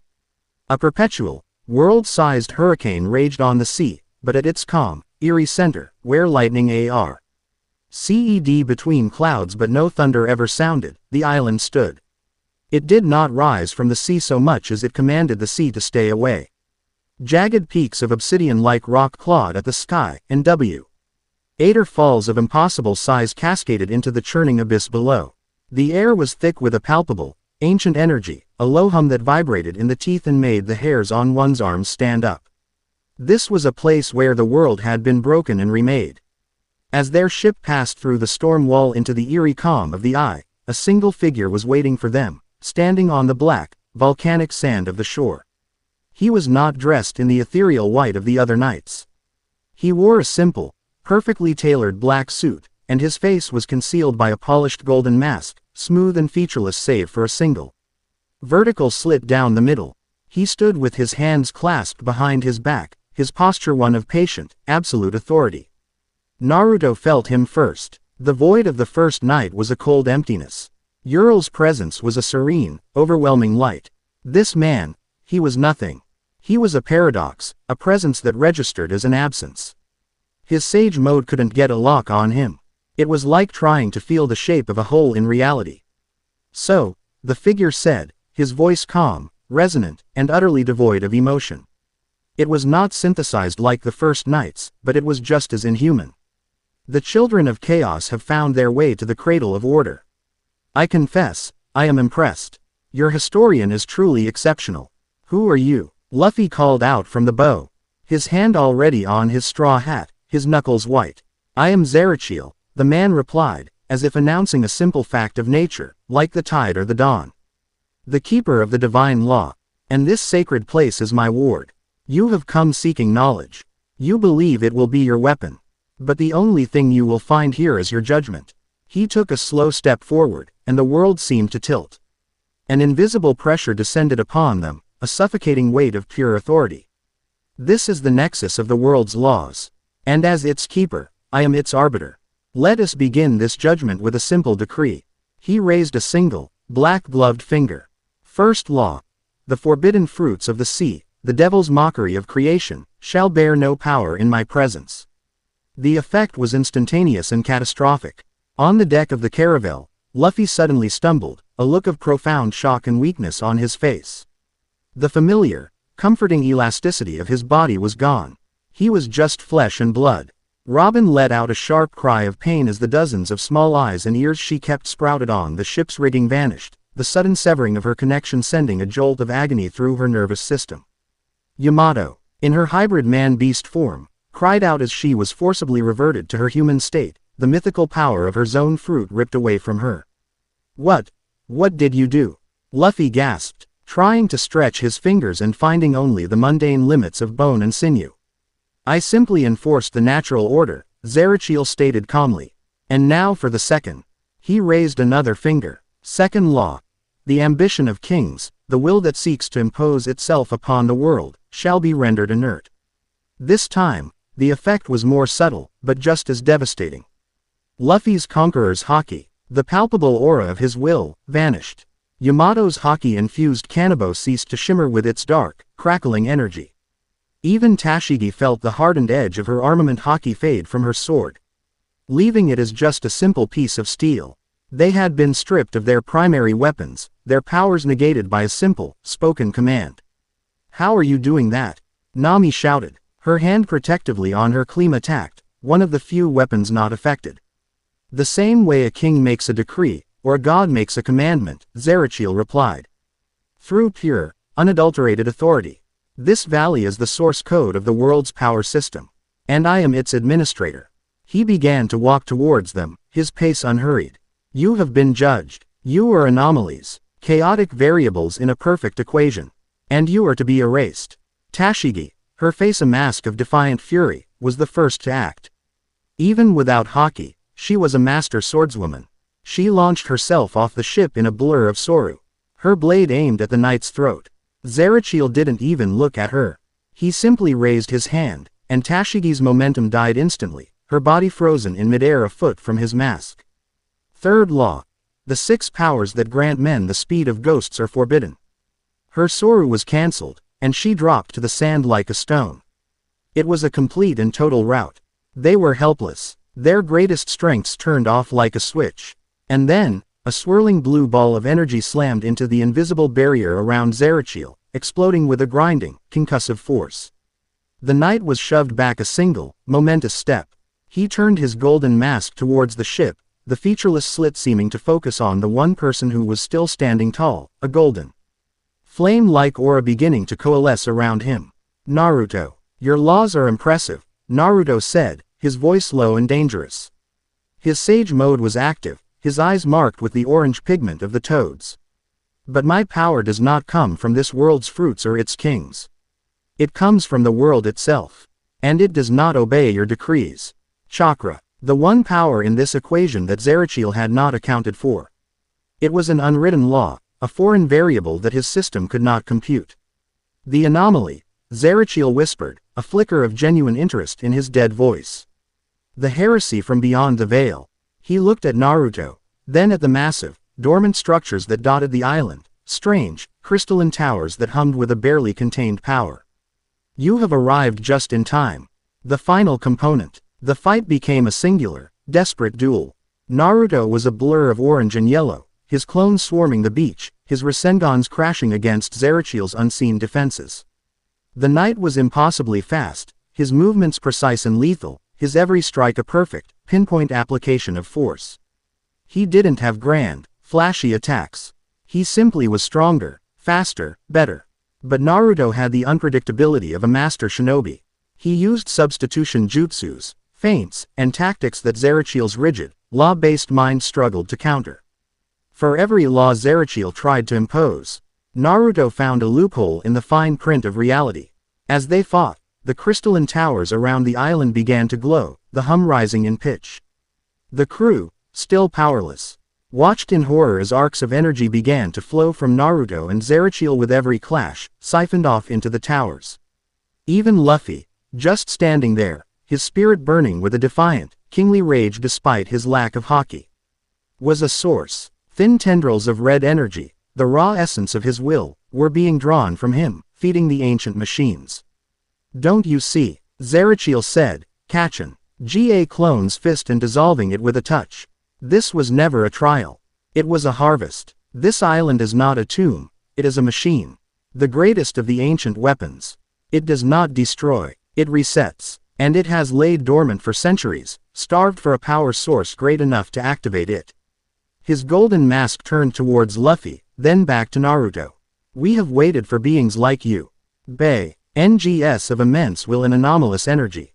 By fighting me, by simply existing here with your furious spirits, you are fueling the very instrument of your world's purification. In a few moments, the machine will reach full power. It will release a wave of pure order that will reset this entire quadrant of the new world. All piracy, all rebellion, all chaotic free will, erased. Reverted to a clean, orderly slate under our divine rule. This is the God's gambit. Your very struggle for freedom is the key to its ultimate destruction."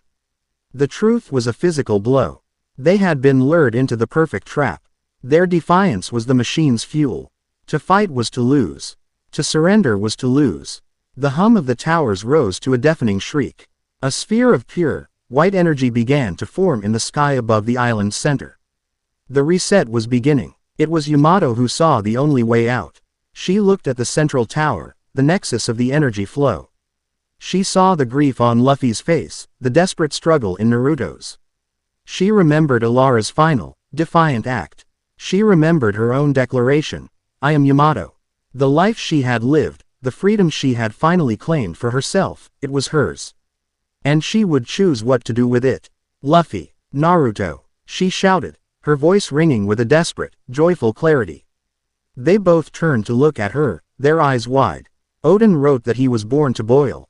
She cried, a fierce, beautiful smile on her face, tears streaming from her eyes. "But me, I was born to freeze." Her devil fruit was suppressed, but her lineage was not. The blood of the Oni, the strange, otherworldly biology of her race, was a power that predated the devil's fruits. She began to glow, a pale blue aura of pure cold radiating from her body.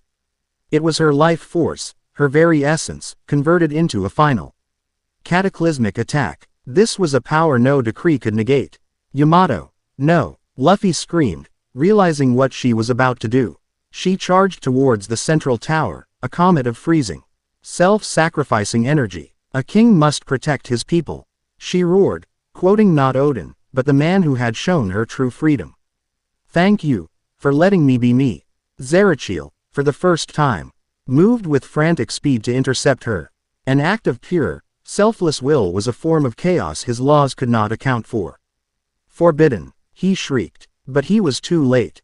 Yamato slammed into the central tower, her body erupting in a wave of absolute zero cold that was so intense it was visible, a blossoming flower of impossible ice. Absolute zero. Mahoroba. The name of a beautiful, unobtainable paradise. Whispered as a final prayer. The effect was not an explosion, but an implosion. The immense, orderly energy of the reset wave, met with the chaotic, life-fueled energy of absolute zero, created a paradox. The machine choked. The white sphere in the sky flickered, folded in on itself, and vanished. The crystalline towers cracked, the light within them dying with a final, mournful hum. The feedback loop was catastrophic.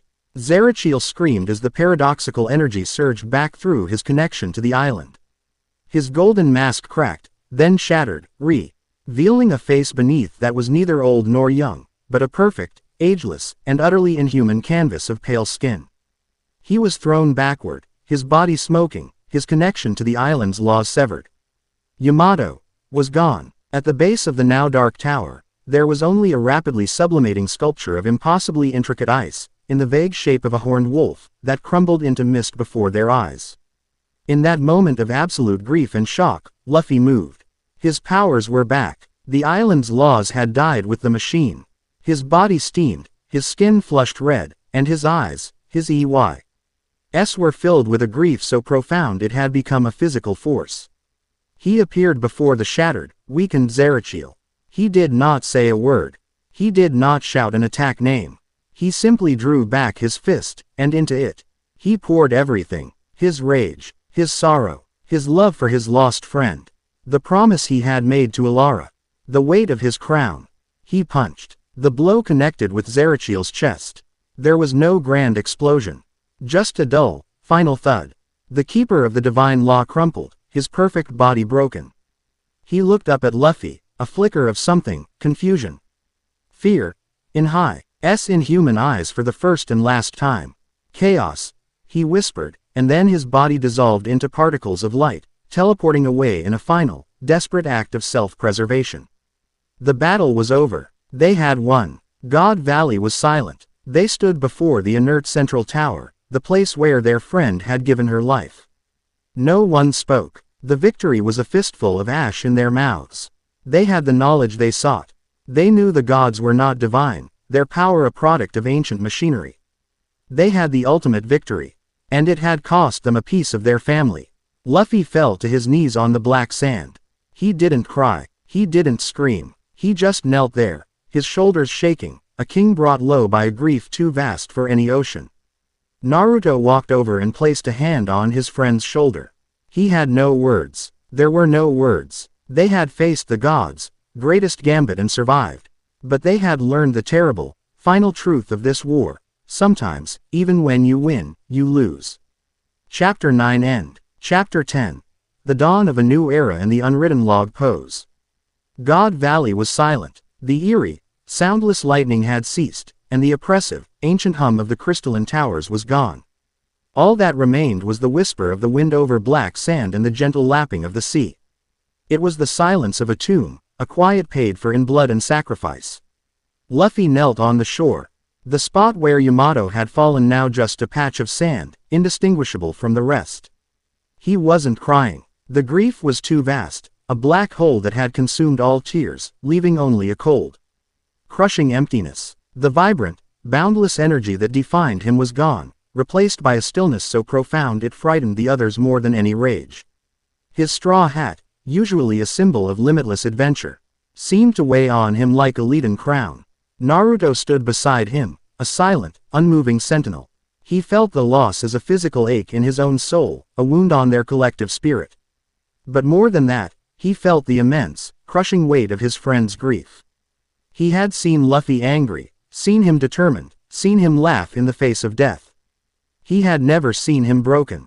The rest of the crew stood a respectful distance away, their own sorrow a tangible presence. Nami's sobs had subsided into a hollow ache. Vivi held a comforting hand on her shoulder, her own face a mask of tragedy. Tashigi gripped the hilt of her sword, her knuckles white, her gaze fixed on the empty space where a friend had been. Robin, ever the historian, was looking at the inert, cracked towers. Her mind processing the terrible history and the even more terrible price they had paid to witness it. No one knew how long they stood there. Time had lost its meaning in the face of such absolute loss. It was the sea that finally broke the spell. On the horizon, a single, magnificent galleon emerged from the storm wall, its sea serpent prow a familiar, welcome sight. The Kuja pirates had arrived, the vanguard of the returning fleet. Slowly, the rest of the Grand Fleet filtered into the maelstrom of silence, their ships forming a solemn, protective circle around the island. There were no cheers of victory, no cries for vengeance. The captains on their respective flagships could see the crippled caravel, could see the small group on the shore, and they could see who was missing. The silence of the fleet was a testament of shared grief. It was Naruto who finally moved. He placed a hand on Luffy's shoulder. "Luffy," he said, his voice quiet, rough with unshed tears. "We have to go. We can't stay here." Luffy didn't respond for a long moment. Then, slowly, he pushed himself to his feet. He turned his back on God Valley, on the ghost of their friend, and walked towards the ship without a word. Each step was heavy, deliberate, the walk of a man carrying an invisible mountain. The return to Jaya's shadow was a somber, silent procession. They met again in the Great Hall, the massive stone chamber that had so recently been filled with triumphant hope. Now, it was a hall of mourning. An empty space had been left at the great stone table, a place of honor for the fallen. The mood was broken and grim. The leaders of the Grand Fleet, the pirates, the revolutionaries, the royalty, all looked at the straw hats, their faces etched with grief and uncertainty. They had followed these anomalies into a war against the gods, and their first major engagement had cost them one of their own. Robin was the first to speak, her voice steady and clear, a scholar's anchor in a sea of emotion. She laid out what they had learned, her words painting a picture that was both terrifying and liberating. The celestial dragons are not gods, she stated, her voice echoing in the silent hall. They are inheritors, frauds. God Valley was not a holy site, it was a power plant, an ancient weapon. The Saints' Knights are not divine arbiters, they are jailers, wielding keys to a technology they barely understand. She held up her sketch of the symbol from Ural's bow. Their power has a source. It has a name, and it can be broken. Her words began to pierce through the fog of grief. She gave their loss a meaning. Yamato had not died in a pointless battle. She had died shattering the cornerstone of their enemy's power, exposing the lie that had held the world in chains for 800 years. Naruto stood, building on Robin's foundation. Yamato's sacrifice bought us this knowledge. She bought us a future. We will not waste it. His gaze swept the room, hard and determined. Our strategy changes. We are no longer just fighting for survival. We are fighting to liberate. The Grand Fleet will divide. Each captain will lead their division on a new kind of mission. He looked at each of them in turn, his voice ringing with the authority of a seasoned general. Hancock, he said, her head snapped up, her grief-stricken eyes focusing on him. Your Kuja warriors are the strongest hockey users we have. Your mission will be to hunt. Robin will provide you with the locations of other sites linked to God Valley's technology. You will find them, and you will destroy them. You will dismantle their arsenal piece by piece. A cold, vengeful fire began to burn in the pirate empress's eyes. A purpose. Koza, Vivi, he continued. Your diplomatic corps will carry the truth. You will go to the nations suffering under the world government's thumb, to the islands paying the heavenly tribute. You will not ask for their allegiance. You will tell them the gods are a lie. You will sow the seeds of a global revolution. Vivi straightened, her royal bearing returning, her sorrow now tempered with a new, fierce duty. Tashigi, he said to the former marine. Your unit is now the sword of the people. You will find the islands enslaved by tyrants, the towns being crushed under the heel of corrupt marines. You will not conquer them. You will free them. You will show the world what true justice looks like. Tashigi's hand went to her sword, her eyes shining with a clarity she had never known. This was her path. Nami, he said, his voice softening slightly. You are the heart of our intelligence network. You will coordinate all of us. You will be the web that connects us, the mind that sees the whole battlefield. Nami looked up, wiping her eyes, a familiar, sharp intelligence returning to her gaze. And us, Naruto finished, gesturing to the remaining straw hats. We will continue our journey. We will find the One Piece. Because whatever it is, Roger left it there for a reason. It's the final key, the one that will unlock the cage for good. He had given them a plan. He had turned their grief into a weapon, their despair into a mission. He had honored Yamato's sacrifice by making it the catalyst for the final war. All eyes now turned to Luffy. He had been silent throughout, standing at the edge of the room, a shadow in the torchlight. He walked forward now, into the center of the hall, and the hardened resolve on his face silenced everyone. Yamato didn't want to be a hero from a book, he said, his voice low and gravelly. She just wanted to be free. And she gave that up. For us. For this. He looked around the room, at all of them. I wanted to be king of the pirates so I could be the freest man in the world. But that's not enough anymore. His gaze was as intense as a physical blow. I'm going to be king of the pirates so I can build a world where nobody has to die for their freedom ever again. A world where everyone can be who they want to be. Where no one has to be a slave to a flag, or a book, or a fake god on a throne. He took a deep breath. This is our last big fight. When we win, everyone goes home. Everyone lives. That's my new dream. He turned and walked out of the hall, his captain's orders given, his king's decree made. Later that night, the caravel, now patched and repaired, floated silently in the calm caldera. The Grand Fleet was preparing to depart, each division to its own warfront. The core crew was gathered on the deck, the silence no longer one of grief, but of shared, quiet determination. Naruto stood at the railing, looking at the stars. Luffy was on his usual seat on the figurehead, staring at the horizon. The girls stood together near the helm. They were a family, scarred and broken, but a family nonetheless. They had been a crew of adventurers. Now, they were the command staff of a revolution. The bond between them had been forged in laughter and battle, and now it was tempered in the fires of loss, making it unbreakable. Their log pose, which had guided them through the chaos of the Grand Line, now sat inert on a barrel. Its needle spun uselessly. There were no more magnetic fields to follow, no more pre-written paths. From here on, they would write the map themselves. As the first hints of dawn painted the eastern sky, Luffy spoke, his voice quiet. She would have liked this sunrise. Naruto nodded. Yeah, she would have. A new day was dawning on a new era. An era they would have to build from the ashes of the old. Their journey was far from over. The One Piece was still out there. And the full, apocalyptic wrath of the gods was surely gathering against them. But for the first time, looking at his friends, his family, silhouetted against the rising sun, Naruto felt an unshakable sense of peace. The cost was unbearable, but the cause was just. And they would see it through to the end. Epilogue. The Empty Throne. In the deepest, most sacred chamber of Pangaea Castle in Mary Geoise. A place of absolute silence and shadow, the five elders knelt. Before them stood the empty throne, a symbol of a world united with no single ruler. It was a lie, and they were its keepers. Fig. Yor emerged from the shadows behind the throne.